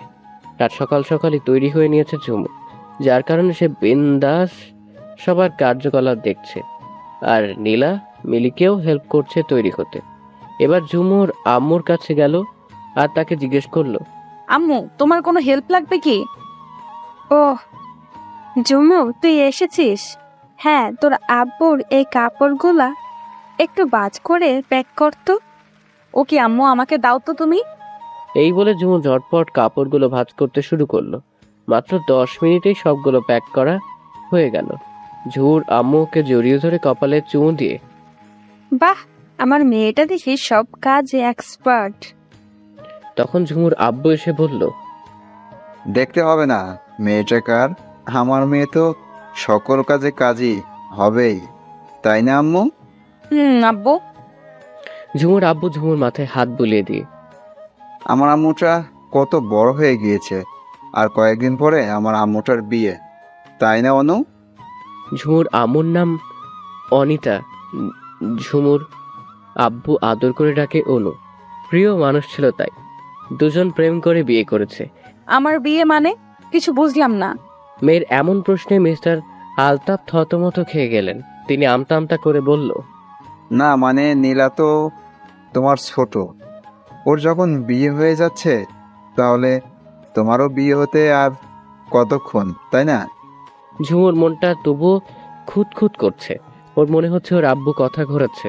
এর মধ্যে ঠিকই একটা ঘাপলা আছে, কিন্তু ঠিক বুঝতে পারছে না। ও আচ্ছা আম্মু, আমি ভাবির কাছে যাই। আখি হয়তো ভাবিকে কিছু করতে দিচ্ছে না। ওকে মা, তুই যা। ঝুমু বেরিয়ে যাওয়ার পরে ওর আম্মুর আব্বুর দিকে হাঁকিয়ে উঠলেন, আর একটু হলেই তো ফাঁস করে দিতে সবকিছু। রাফি যে এটা সারপ্রাইজ প্ল্যান করেছে সেটা কি তুমি ভুলে গেলে? বলিনি তো, তাহলে এত রাগ করছো কেন? হয়েছে হয়েছে, এখন যান আপনিও রেডি হয়ে আমাকে উদ্ধার করেন। ওকে। ওদিকে ঝুমু তুষারের রুমে গিয়ে দেখে আখি সত্যি অর্ণাকে কিছু করতে দিচ্ছে না। তুষার ওয়াশরুমে অর্ণা আখিকে কোলে নিয়ে দাঁড়িয়ে আছে, কিন্তু কান্না করেই যাচ্ছে। অর্ণা বিরক্ত হয়ে গেছে। এদিকে বিকেল হয়ে এসেছে প্রায়, কিন্তু এখনো সে তৈরি হতে পারেনি। ভাবি, আমার কাছে আখিকে দিয়ে তুমি তৈরি হয়ে নাও, বিকেল হতে বেশি দেরি নাই। ঝুমু, তুমি এসেছো? দেখো না, সে তখন থেকে কি করছে পিছিটা। কতক্ষণ বলে ঘুমাবে, আবার বলে ঘুমাবে না। কতক্ষণ বলে খাবে, আবার বলে খাবে না। কান্নাও থামছে না, আমাকে বসতেও দিচ্ছে না। তেমন তোমার ভাই, সকাল থেকে বাপ পেটে মিলে আমার মাথাটা পুরো নষ্ট করে দিচ্ছে। আচ্ছা আচ্ছা ভাবি, তুমি এত রাগ হইও না। আখিকে আমার কাছে দিয়ে তুমি তোমার কাজ করো। এই নাও। আখি যে ঝুমুরের কাছে দিয়ে অর্ণা চলে গেল, আর ঝুমু আখিকে কোলে নিয়ে করিডোরের দিকে গেল। আখি ওর কোলে লেপ্টে আছে শান্ত হয়ে। ঝুমু জিজ্ঞেস করলো, মামনি, তুমি কি এখন কিছু খাবে নাকি ঘুমাবে? মাম্মা, আমি এখন ঘুমাবো। ওকে, তুমি মামনির কোলে ঘুমিয়ে পড়ো, আমি তোমার পিঠে হাত বুলিয়ে দিচ্ছি। ঝুমু আখির পিঠে হাত বুলিয়ে দিতে লাগলো। আস্তে করে পিচ্চিটা ঝুমুর কোলে ঘুমিয়ে গেল। দেখতে দেখতে বিকেল হয়ে এলো। রাজ ও নীলাসদের পরিবার অনেকক্ষণ আগেই তাদের প্রয়োজনীয় জিনিসপত্র নিয়ে চলে এসেছে। নীলাস, রাফি, রাজ ওরা সবাইকে তাদের নির্দিষ্ট সিট খুঁজে দিচ্ছে। তাদের লাগেজগুলো যথাস্থানে রাখতে সাহায্য করছে। সব কাজিনরা মানে তরুণ তরুণীরা এক বাসে বসেছে, আর বাকি দুইটা বাসে মধ্যবয়স্ক আর বয়স্ক ব্যক্তিরা বসেছে। খুব সুন্দর করে সব ব্যবস্থা করা হয়েছে। এদিকে তুষার, মিস্টার আলতাফ, মিস্টার আশরাফ ও তার বাকি ভাইরা তাদের পরিবারের এক এক করে সবার লাগেজ ও প্রয়োজনীয় জিনিসপত্র এনে বাসের পাশে রাখছে। ঝুমুরের লাগেজ তুষারের কাছে দিয়েছে, কারণ ওর কোলে ঝুমা, তাই সবকিছু বাসে তোলার পরে বাড়িটা আবার চেক করে তালা দিয়ে কেয়ারটেকারের কাছে বাড়ির চাবি দিয়ে দিল রাফির আব্বু। এবার বাসে ওঠার পালা। এক এক করে সবাই বাসে উঠে গেল। আজকে রাফি সাদা কালো কালারের ফিটিং টি শার্ট, ব্রাউন কালারের লেদার পরেছে। চুলগুলো একদিকে সেট করা, অনেক হ্যান্ডসাম লাগছে আজকে ওকে। ওকে দেখে তো নীলাস ও রাজের কাজিনরা ক্রাশ খেয়ে বসে আছে। এদিকে ঝুমু আখিকে কোলে নিয়ে আস্তে আস্তে বাসের দিকে আসছে। রাফি বাহিরে তাকাতেই থমকে গেল। একদম সাধারণ সাজে ঝুমুরকে তার কাছে অনেক সুন্দর লাগছে, যা বলে বোঝানো যাবে না। হালকা গোলাপি কালারের 3 পিস ওড়না, মাথার উপরে হালকা করে রাখা, কপালের সামনে থেকে কয়েকটা চুল ওড়না ঠেলে বাহিরে চলে এসেছে। ঠোঁটে হালকা গোলাপি লিপস্টিক, আর আখিকে এমনভাবে আঁকড়ে ধরে ঘুমিয়ে আছে দেখে মনে হচ্ছে ঝুমুই ওর মা। আর ঝুমুরও ওকে পরম যত্নে আগলে ধরেছে। বাসের সামনে এসে ঝুমু চিন্তা করছে সে উঠবে কি করে। রাফি ঝুমুর দিকে তাকিয়ে চোখে থাকা সানগ্লাসটা খুলে শার্টের সামনে ঝুলিয়ে রাখলো। পেছন থেকে তুষার রাফিকে ডেকে বলল, এই বেটা, এমন করে তাকিয়ে না থেকে আমার বোন আর আমার মেয়েকে তোল। তুলসী। রাফি সামনে এগিয়ে গিয়ে এক ধাপ নিচে নেমে ঝুমুর দিকে এক হাত বাড়িয়ে দিল। ঝুমু রাফির হাত বাড়িয়ে দেওয়ায় ঝুমু ইতস্তত বোধ করেও রাফির হাত ধরল। রাফি ঝুমুরকে উপরে তুললো, তারপরও এক টানে নিজের কাছে নিয়ে আসলো। আচমকা এমন করে টান দেয় ঝুমু নিজেকে সামলাতে না পেরে রাফির বুকের সাথে মিশে গেল। রাফি এক দৃষ্টিতে তাকিয়ে আছে ঝুমুর দিকে। Looking so gorgeous. রাফির এমন তাকিয়ে থাকা দেখে ঝুমুরের হার্ট অ্যাটাক হবার উপক্রম। ঝুমুরের কথা আটকে আসছে। হাত সরাও প্লিজ, ভেতরে যাব। রাফি ঝুমুরের কোমর থেকে হাত সরাতেই ঝুমু বাসের ভিতর ঢুকে গেল। পরিচিত অপরিচিত অনেককেই দেখতে পেল। ঝুমুরের একটি নিরিবিলি সিট চাই, যেটা সে শেষের সারির দিকে পাবে। তাই সে শেষের সারির দিকে যেতে লাগলো।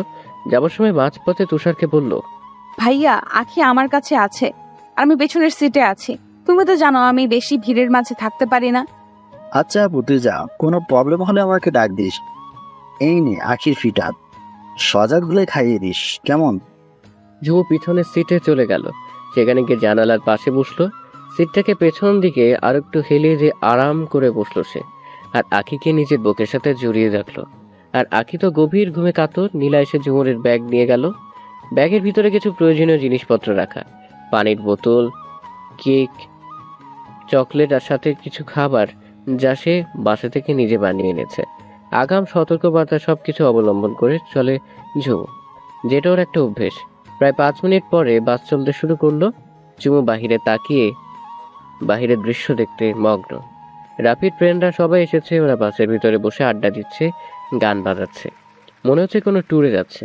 রাফিকে অনেক মেয়েই দেখেই ক্রাশ খেয়েছে। কিছু মেয়ে তার গায়ের সাথে মিশে হেলে দুলে হাসাহাসি করছে। ঝুমু একদম পিছনে বসলেও সামনের সব কিছু দেখতে পাচ্ছে। সে একটা দীর্ঘশ্বাস ফেলে চোখ বন্ধ করে বসে রইল। বাস তার আপন গতিতে চলছে। প্রায় 1 ঘন্টা পরে আখি ঘুম থেকে উঠল। ঘুম থেকে উঠে ঝুমুকে জিজ্ঞেস করলো, মাম্মা, আমরা এখন কোথায়? আম্মু, আমরা তো এখন বাসে আছি। তোমার ঘুম ভেঙে গেছে? আখি ঝুমুর গলা জড়িয়ে ধরল।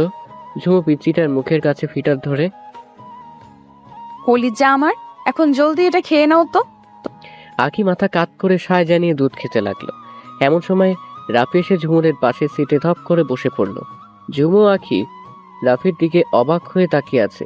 রাফি ওদের তাকিয়ে থাকা দেখে জিজ্ঞেস করলো, কি ব্যাপার, তোমরা আমার দিকে এমন করে তাকিয়ে আছো কেন?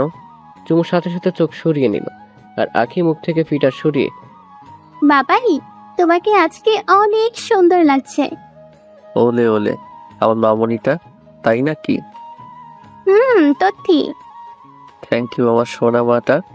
ঝুমুর কিছুক্ষণ রাফিকে পর্যবেক্ষণ করে বলল। তোমার কি খিদে পাইছে? ঝুমুর কথা শুনে রাফি ওর দিকে ঝট করে তাকালো।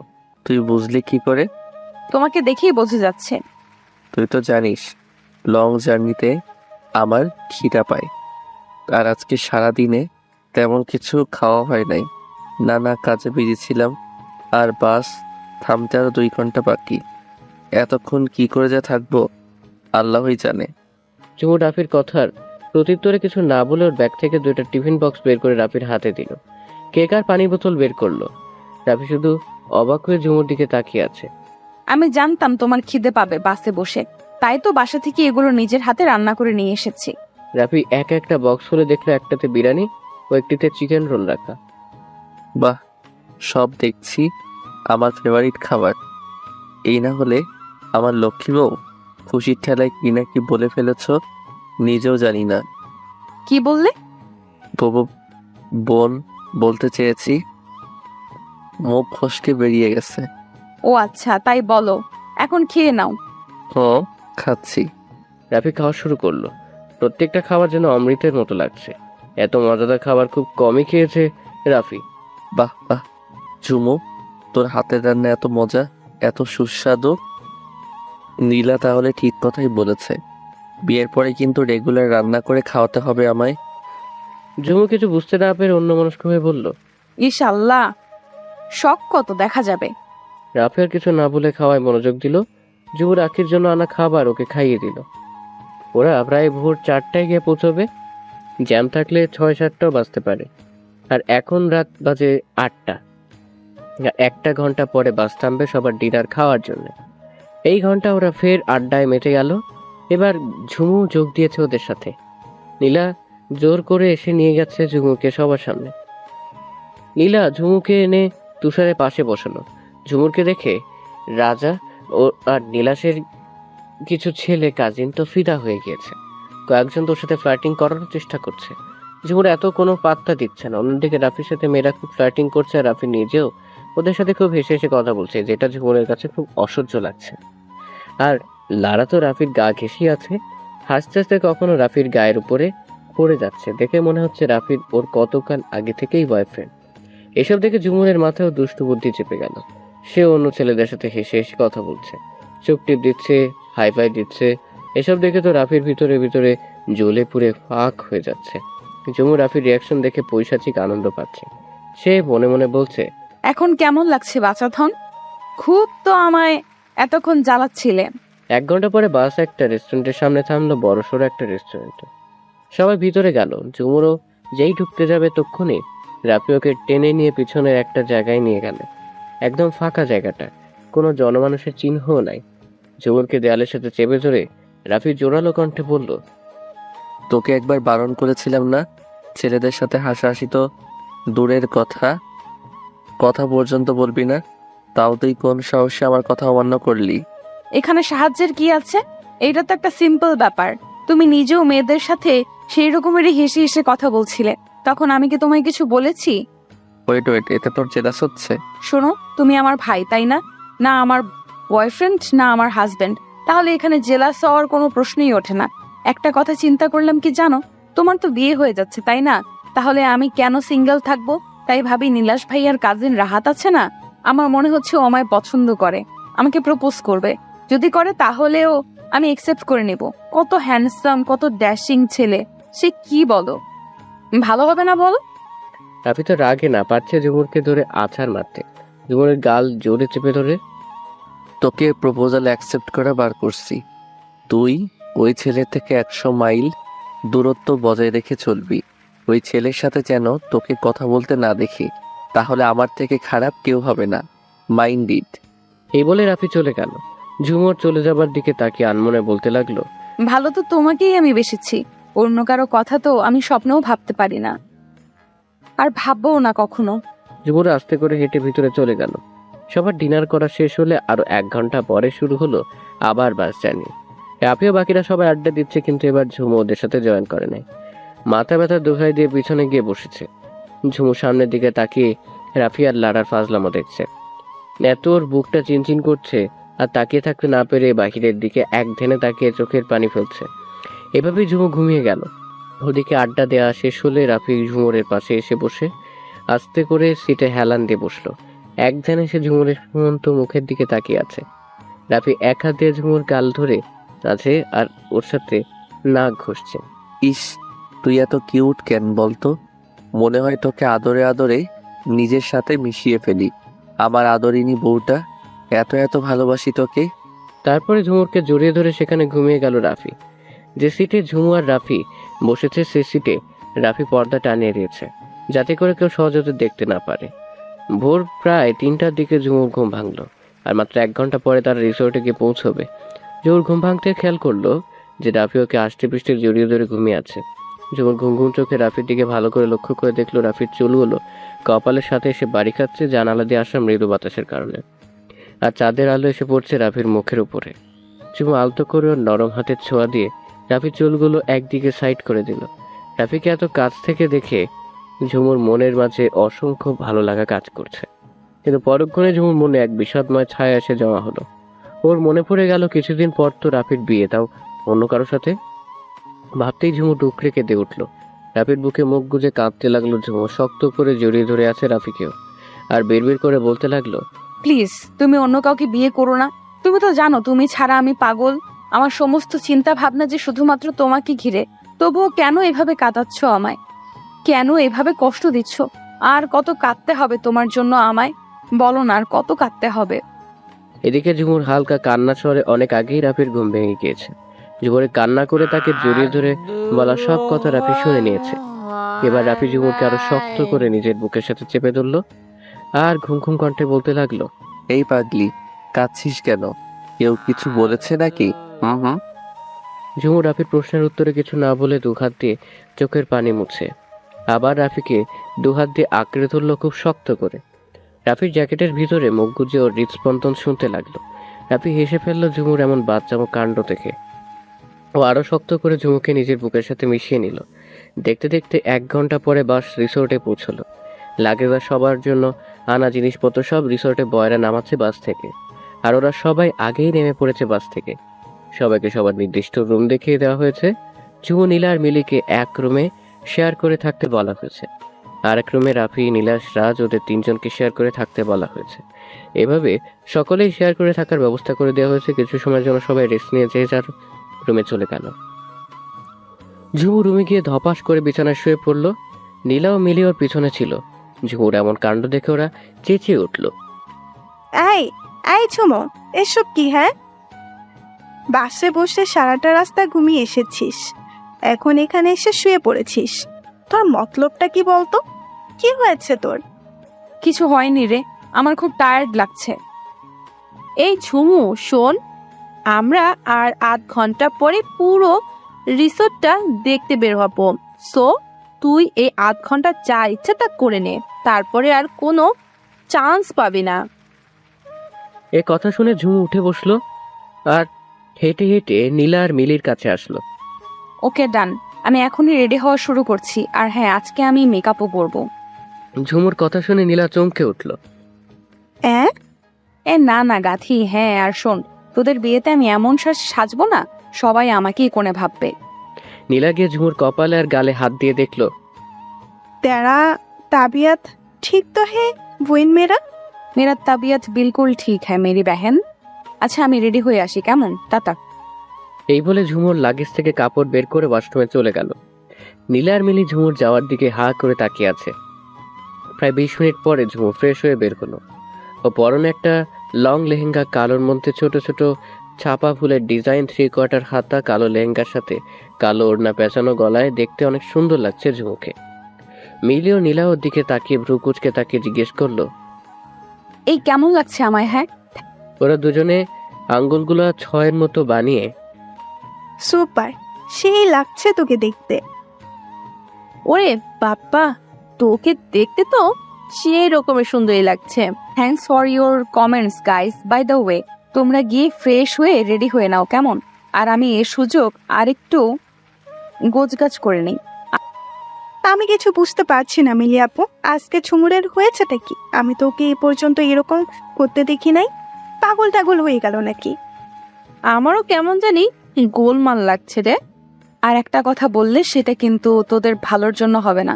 আমার সাজগোজ করতে মানা নাকি? আজব আজব তো। যাও তোমরা তাড়াতাড়ি। আরো কোনো কথা না বলে মিলি আর নীলা চলে গেল ফ্রেশ হয়ে চেঞ্জ করতে। আর ঝুমুর লাগেজ থেকে ওর সাজ সরঞ্জাম বের করে ড্রেসিং টেবিলের সামনে টুল টেনে বসে সাজতে লাগলো। আমি জানি না মেয়েরা কি কি দিয়ে সাজায়, ডোন্ট নো, সবাই বুঝে নিবেন। ঠোঁটে লাল লিপস্টিক দিয়েছে ঝুমু, কানে হালকা মাঝারি ধরনের দুল, গলায় সিম্পল একটা চেন। রং করা চুলগুলো দুই কাঁধ দুই পাশে এনে ছেড়ে দিল। হাতে ঘড়ি দিয়ে নিজেকে একবার আয়নায় পর্যবেক্ষণ করে হাতে ফোন নিয়ে ফোন টিপতে লাগলো। কিছুক্ষণ পরে নীলা আর মিলি রেডি হয়ে চলে আসলো। রেডি তোমরা? হ্যাঁ বিউটি কুইন, চলো এবারে যাওয়া যাক। ঝুমুর ওদের দিকে তাকিয়ে একটা মুচকি হাসি দিল। ওরাও একই কাজ করলো। এবার তিনজন বের হয়ে গেল রুম থেকে। অন্যদিকে রাফি, রাজ, নীলাশ ওরা আগে থেকেই ফ্রেশ হয়ে বাহিরে বসে ব্রেকফাস্ট শেষ করে আড্ডা দিচ্ছে। ওদের সাথে রাজ আর নীলাশের কাজিনরাও আছে। খুব হাসাহাসি হচ্ছে ওদের সাথে।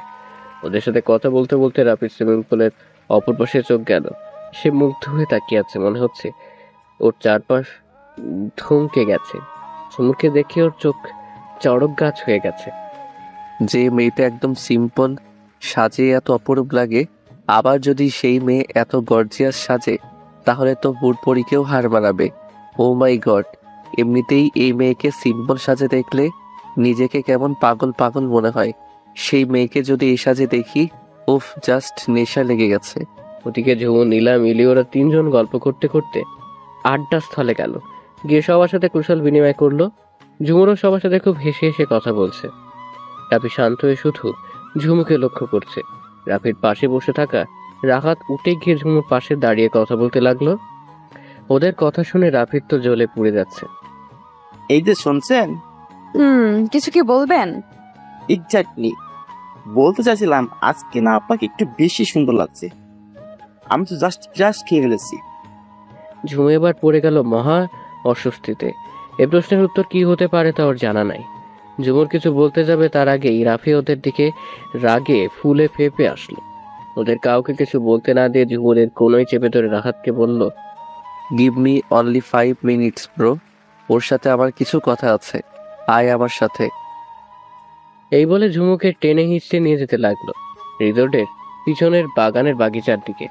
সেখানে গিয়ে বাগিচার মাঝখানে ঝুমুরকে দাঁড় করালো রাফি। আমাকে এখানে নিয়ে আসলে কেন? কারণ আছে, তাই তো এনেছি। আজকে এত সাজান মানে কি? আমি সাজলে তোমার প্রবলেম কোথায়?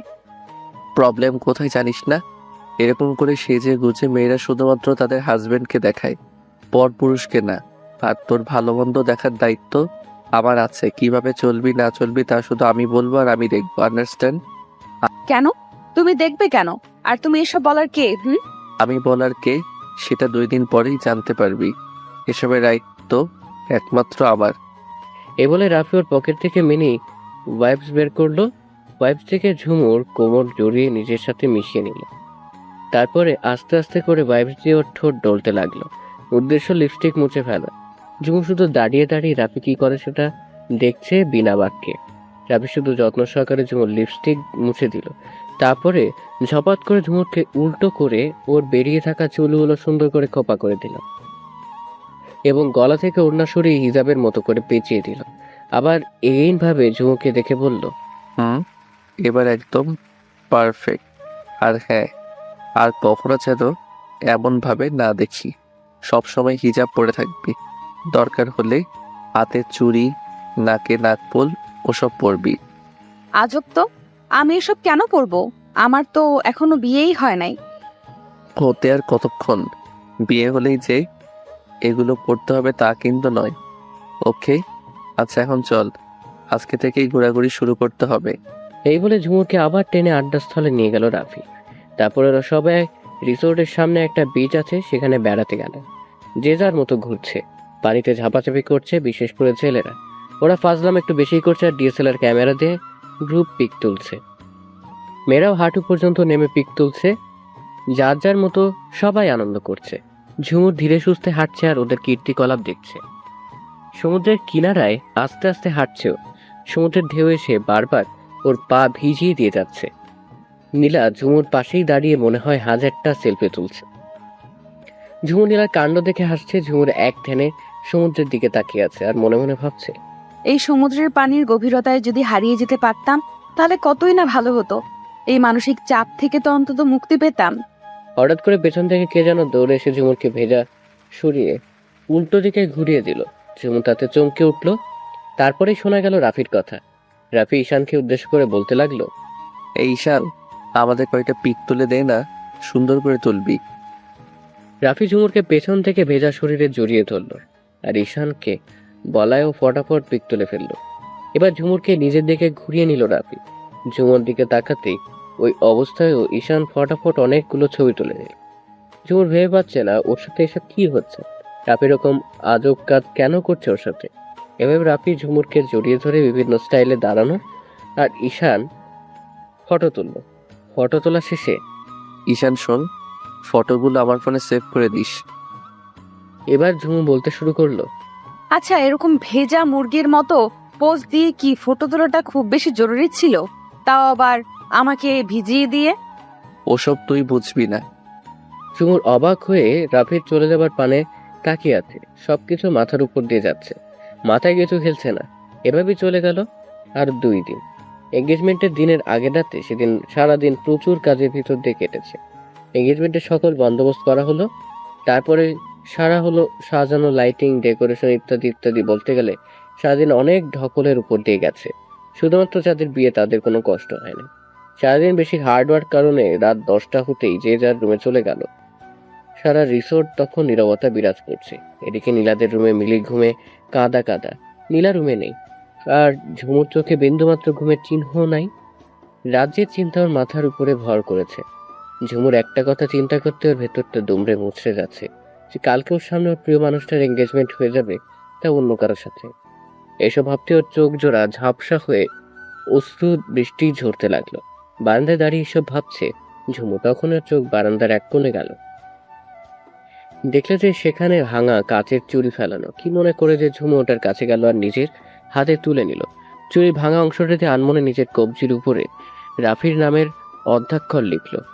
ফর্সা চামড়া কেটে লাল রক্ত বেরোচ্ছে ঝরঝর করে, তাতে ঝুমুর কোনো ভ্রুক্ষেপই নাই।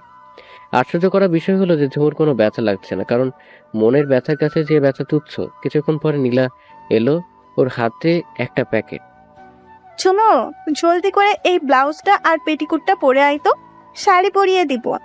নীলা ঝুমুর হাতে কালো রঙের ব্লাউজ আর পেটিকোট দিয়ে দিল। এই নীলা, এত রাতে এইসব পরে কি হবে? কোথায় যাব? তা তুই গেলেই বুঝতে পারবি। এখন আর কথা না বাড়িয়ে একটু তাড়াতাড়ি কর না প্লিজ। আজকে তোর জন্য তোর লাইফের সব থেকে গ্রেট সারপ্রাইজ অপেক্ষা করছে। আজকের এই সারপ্রাইজ তোর লাইফটাকে পুরোই বদলে দিবে। কিন্তু কিসের সারপ্রাইজ? আর যাবোটাই বা কোথায় সেটা তো বলবি। তোর কি আমাকে বিশ্বাস হচ্ছে না? কি বলিস এসব? তোকে আমি নিজের থেকেও বেশি বিশ্বাস করি। তাহলে আর কথা না বাড়িয়ে যা বলেছে তাই কর। আচ্ছা চল তাহলে। ওয়াশরুম থেকে ঝুমু ব্লাউজ আর পেটিকোট পরে বাহির হয়ে এলো। এবার নীলা ঝুমুকে একটা কালো জর্জেট সিম্পল একটা শাড়ি পরিয়ে দিল। এরপরে 2 হাতে 2টা সোনার চুড়ি, নাকে একটা ডায়মন্ডের নোজপিন পরিয়ে দিল। সেই সাথে লম্বা চুল কোমর অব্দি ছেড়ে দিল। একদম সাদা মাটা ভাবে তৈরি করলো ঝুমুকে। একটু মেকআপও করায়নি। ঝুমুরকে ঠিক করার পরে কালো একটা রুমাল দিয়ে ওর চোখ বেঁধে দিল নীলা। আরে আরে, চোখ কেন বাঁধছিস? আমাকে বিশ্বাস করিস তো? হ্যাঁ করি, কিন্তু আর কোনো চিন্তা নাই, যা হচ্ছে তা শুধু দেখে যা। ঝুমুরকে আর কিছু বলতে না দিয়ে নীলা ওকে ধরে ধরে বাইরে নিয়ে আসলো। ওকে নিয়ে আস্তে আস্তে রিসোর্টের পিছনে দরজা দিয়ে বাইরে হয়ে সৈকতের দিকে এগিয়ে যেতে লাগলো। এই জায়গাটাও সাগরের কাছে, কিন্তু অনেক নির্জন, কোনো জনমানবের চিহ্নও নাই। অর্ধেক পথ নিয়ে যাবার পরে নীলা ঝুমুকে নিয়ে থামলো। তখন এক আগন্তুকের আগমন হলো। আগন্তুক ওদের দিকে এগিয়ে এসে নীলার সাথে ইশারা ইঙ্গিতে দু একটা কথা বলল। নীলা ঝুমুরের হাত ছেড়ে দিয়ে চলে গেল, আর আগন্তুক এসে ঝুমুর দুই কাঁধ ধরে এগিয়ে নিয়ে যেতে লাগলো। ঝুমুর কাছে হাতের স্পর্শটা অন্যরকম লাগছে। আমার মনে হচ্ছে স্পর্শ তো নীলার নয়। তাহলে নীলা কই গেল? নীলু, নীলু কে আপনি? আর নীলা কোথায় গেল?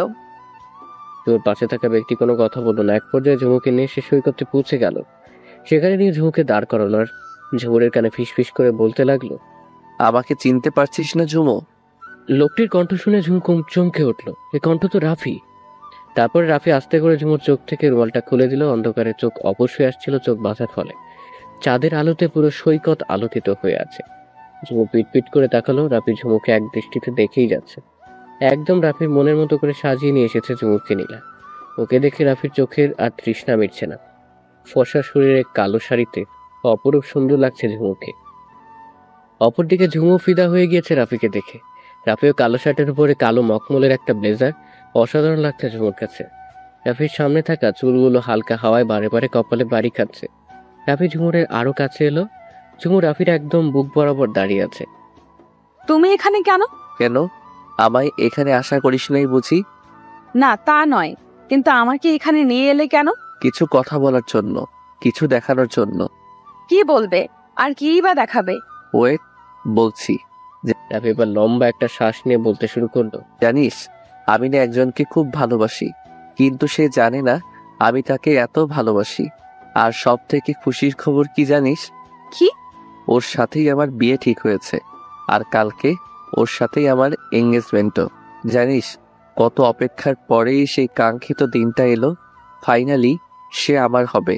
তাকে আমি নিজের করে পাবো, নিজের সবসময় পাশে থাকা সঙ্গী হিসেবে পাবো। তুই জানিস না আমি কতটা হ্যাপি। ঝুমু হতভম্বের মতো দাঁড়িয়ে আছে, হা করে তাকিয়ে রাফির কথা শুনছে। জানতে চাইবি না কে সে? জানতে চাইবি না কার সাথে আমার বিয়ে ঠিক হয়েছে? ঝুমু বহুত কষ্টে নিজেকে সামাল দিয়ে বলল, দেখতে চাই কে সে, কে সেই ভাগ্যবতী নারী। ওকে, আয় তাহলে। এই বলে রাফি ঝুমুর হাত ধরে আরো সামনের দিকে নিয়ে যেতে লাগলো। কিছু দূর যাওয়ার পরে ঝুমু দেখতে পেল সাদা পর্দা দিয়ে রাখা কিছু একটা উপরে। খুব বড় সেটার আকৃতি, কিন্তু সেটা কি হতে পারে সেটা ঝুমু বুঝতে পারছে না। রাফি ঝুমুকে সেই পর্দা দিয়ে ঢাকা জিনিসটার সামনে নিয়ে গিয়ে দাঁড় করালো। এটা কি? যার সাথে আমার বিয়ে ঠিক হয়েছে তার ফটো। ও। কান্নায় ঝুমুরের গলা আটকে আসছে, তবুও নিজেকে কন্ট্রোলে রাখছে। Are you ready Jhumu? Okay দেন।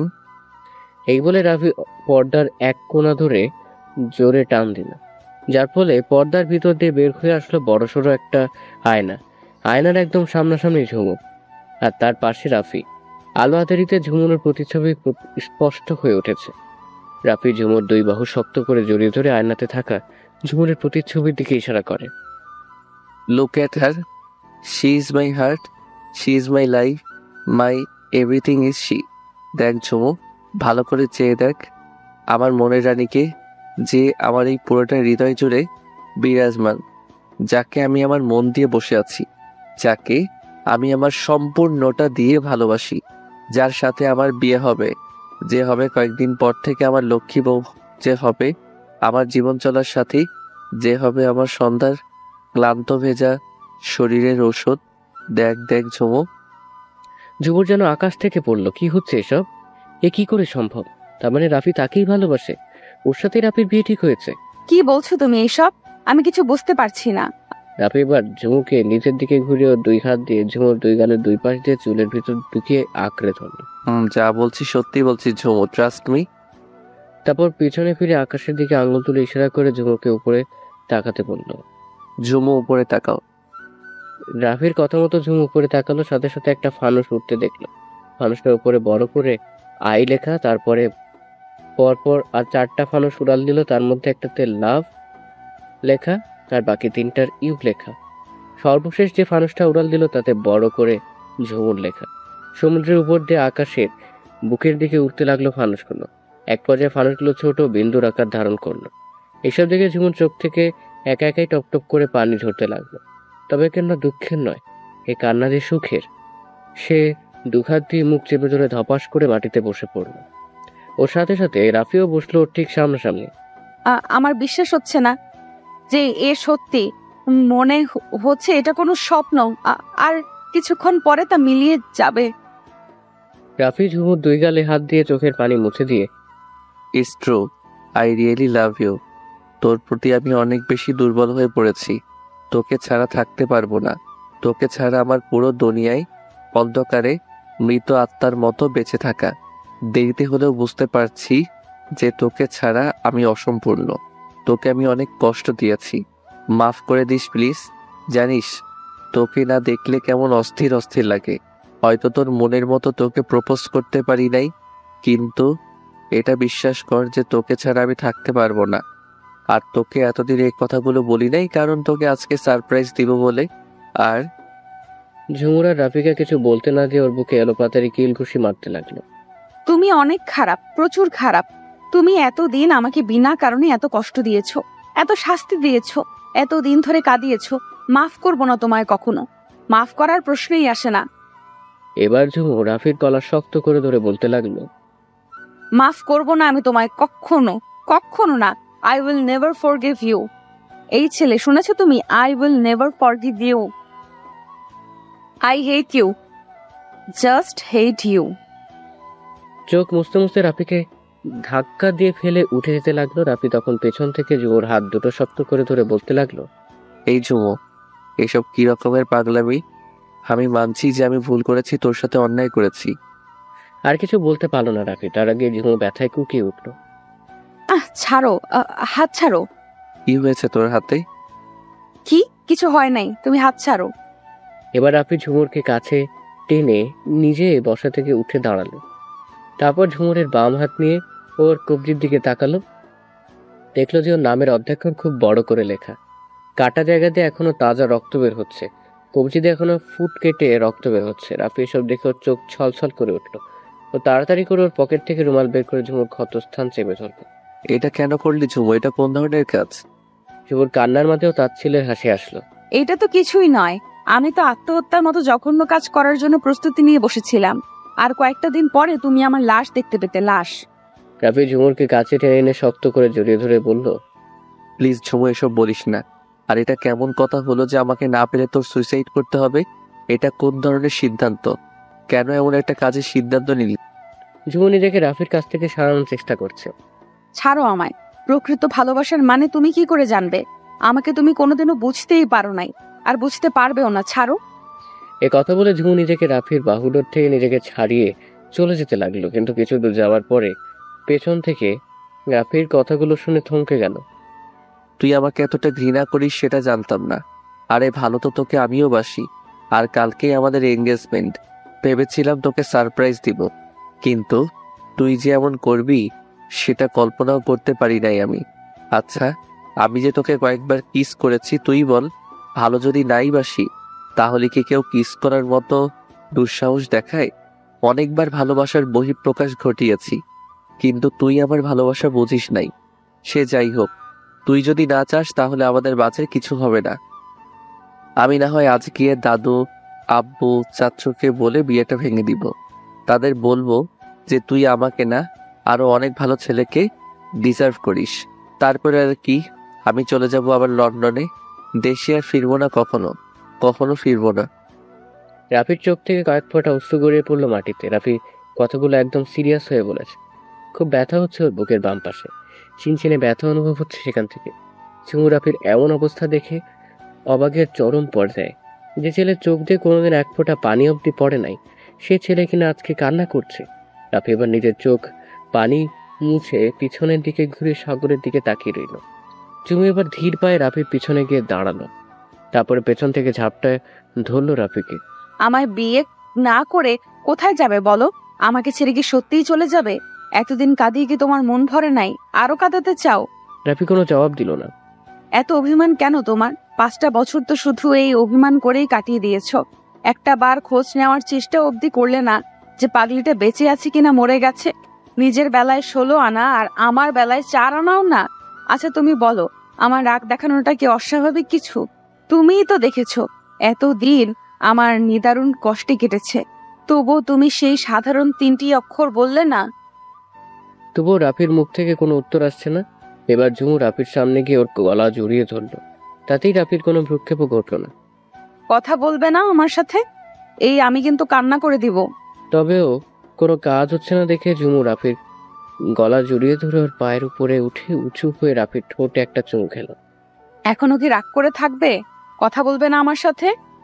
রাফি এবার ঝুমুর দিকে তাকালো, দেখলো যে ঝুমুর চোখে পানি টলমল করছে। যে কোনো সময় বর্ষণ হতে পারে। ঝুমুর চুমু দেওয়ায় এমনিতেই রাফির অভিমানে গলে পানি হয়ে গিয়েছে। এবার রাফি ঝুমুর কোমর চেপে ধরে আরো উঁচু করে একদম রাফির মুখের সামনে করে, তাহলে বল আমায় ভালোবাসিস? আগে তুমি বলো। আমি তো প্রথমেই বলে দিয়েছি, এবার তুই বল। সত্যি বলবো? হ্যাঁ, প্লিজ তাড়াতাড়ি বল। এই বলে রাফি ঝুমুকে নিচে নামিয়ে ওর 2 গালে আলতো করে ওর হাত দিয়ে আবেগময় কণ্ঠে, বেবি বল না ভালোবাসিস? ঝুমুর কান্না ভেজা মুখেও হাসি ফুটে উঠল। ভালোবাসি, এত বেশি ভালোবাসি। রাফি খুশি হয়ে ঝুমুরের কপালে আর গালে চুমু দিয়ে নিজের সাথে মিশিয়ে নিল। I love you Pakhi, I love you so much. Rafi এবার ঝুমুরকে ছেড়ে দিয়ে পকেট থেকে একটা লকেট বের করে ঝুমুর গলায় পরিয়ে দিল। লকেট J+R দিয়ে খুব সুন্দর করে ডিজাইন করা। তারপর সৈকত কিনারে থাকে বেঞ্চিতে গিয়ে দুজনে বসে ওই মায়াময় চাঁদের নিচে কিছু সময় অতিবাহিত করলো। পরের দিন এঙ্গেজমেন্টের দিন। সন্ধ্যা 6:30 সারা রিসোর্ট সুসজ্জিত করে সাজানো, প্রত্যেকটা মানুষ আনন্দে মশগুল। খুবই সুন্দর লাগছে পরিবেশটাকে। সব মানুষ যেখানে এঙ্গেজমেন্ট হচ্ছে হলরুম সে জায়গায়। অবশেষে তাদের বাগদান শেষ হলো। শুধুমাত্র বাগদান হয় নাই, তার সাথে আক্ত হয়েছে। বলতে গেলে সম্পূর্ণ বিয়েই হয়ে গিয়েছে। এখন শুধুমাত্র বিয়ের অনুষ্ঠানের বাকি। কাজী সাহেবের মাধ্যমে তাদের আক্ত করানো হলো। রেজিস্টার পেপারে সাইন করে 3 বার কবুল বলে একজন আরেকজনের সঙ্গী হয়ে গেল তারা। পরের দিন আজ মেহেদি অনুষ্ঠান। সন্ধ্যা 7টা বাজে। চারদিকটা উৎসব মুখরিত পরিবেশ বিরাজমান। হবে না কেন? মেহেদি অনুষ্ঠান বলে কথা। ছাদের এক পাশে খুব সুন্দর করে স্টেজ সাজানো হয়েছে, আর পুরো ছাদ ডেকোরেশন এক অপূর্ব দৃশ্যের মতো সাজানো হয়েছে গায়ে হলুদ আর মেহেদি অনুষ্ঠানের জন্য। সব ছেলে মেয়েরা মেহেদি রঙের ড্রেস আপ করেছে। ছেলেরা মেহেদি কালারের পাঞ্জাবি আর মেয়েরা মেহেদি কালারের শাড়ি পরিধান করেছে। আজ ঝুমুর, নীলা ও মিলিকেও মেহেদি রঙের পাঞ্জাব স্টাইলে সেলোয়ার কামিজ পরানো হয়েছে। গর্জিয়াস ভাবে স্ট্রোকের কাজ করা প্লাজো আর শর্ট কামিজ ও মাথায় বড় রকমের একইভাবে কাজ করা দোপাট্টা। মেকআপ করা হচ্ছে অনেক সুন্দর করে, যার ফলে ওদের অনেক সুন্দর লাগছে, বিশেষ করে ঝুমুকে। রাফি তো এক নজর দেখে ওর হার্ট ব্লক হওয়ার উপক্রম। আজ ওদের গায়ে হলুদ, তাই ওদেরকে গায়ে হলুদ মাখিয়ে গোসল করার জন্য নিয়ে যাওয়া হলো রিসোর্টের পিছনে থাকা বড় বাগানে। রাফি, নীলাশ, মিলি যথাক্রমে ঝুমু, নীলা, মিলিকে হলুদ লাগালো, আবার ঝুমুরাও ওদেরকে লাগিয়ে দিল। সবাই হলুদ মাখামাখি নিয়ে অনেক মজা করছে। অতঃপর গোসল করিয়ে ওদেরকে যার যার রুমে নিয়ে যাওয়া হলো। পরের দিন বিয়ের অনুষ্ঠান শেষে ঝুমু, নীলা, মিলিকে আলাদা বাসর ঘরে নেওয়া হলো। সবাইকে আলাদা করে সবাই নিয়ে গেলেও ঝুমুরকে রাফি কোলে করে নিয়ে এসেছে। কোলে করে নিয়ে এসে ঝুমুরকে বিছানায় শুয়ে দিয়ে নিজে ঝুমুর পাশে কাত হয়ে আধা উবু হয়ে শুয়ে ঝুমুর দিকে এক দৃষ্টিতে তাকিয়ে আছে। বিছানা থেকে এক মুঠো গোলাপের পাপড়ি নিয়ে উপরে দিকে আস্তে করে ছেড়ে দিল রাফি। পাপড়িগুলো এক এক করে ঝুমুর চোখে মুখে গলায় পড়তে লাগলো। ঝুমুরকে খিচকে চোখ বন্ধ করে নিয়েছে। ঘন ঘন নিঃশ্বাস পড়ছে ওর। কেমন যেন এক অদ্ভুত শিহরণ বয়ে যাচ্ছে ওর পুরো শরীরে। এ কেমন অনুভূতি তা ওর জানা নাই। রাফি এবার ঘোর লাগা অবস্থায় ঝুমুর গলায় হয়ে থাকা পাপড়িগুলো সরিয়ে ওর গলায় মুখ গুজে দিল। আস্তে করে একটা চুমু খেলো ঝুমুর গলায়। ঝুমুর চোখ বন্ধ করেই আছে। রাফি মাথা তুলে দেখলো ঝুমুর ঠোঁটগুলো কাঁপছে। ও আর লোভ সামলাতে না পেরে নিজের করে নিল ঝুমুর ঠোঁট জোড়া। কিছুক্ষণ পর ছেড়ে দিল। ঝুমুর চোখ খুলে রাফির দিকে তাকিয়ে মুচকি হাসলো। ও আজকে রাফির ভালোবাসায় নিজেকে রাঙাতে চায়, হারিয়ে যেতে চায় রাফির মাদকতায়। গভীর আবেগপূর্ণ চোখে তাকালো সে রাফির দিকে। সে চোখের চাওয়ায় আছে এক অদ্ভুত নেশা, ভালোবাসার নেশা সেটি। রাফিও সেই মায়া ভরা চাহনিতে হারিয়ে যেতে লাগলো। এই 2 চোখের নেশায় রাফি বারংবার মরতেও রাজি। ঝুমুরের গলা আস্তে করে নিজের মুখ গুছিয়ে দিল। ঝুমুরও শক্ত করে রাফিকে নিজের সাথে আঁকড়ে ধরলো। আজ রাতটা যে তাদের ভালোবাসাময় রাত। এভাবেই সেই সারা জীবন রাফির সাথে ভালোবাসার মাখামাখি হয়ে থাকতে চায়।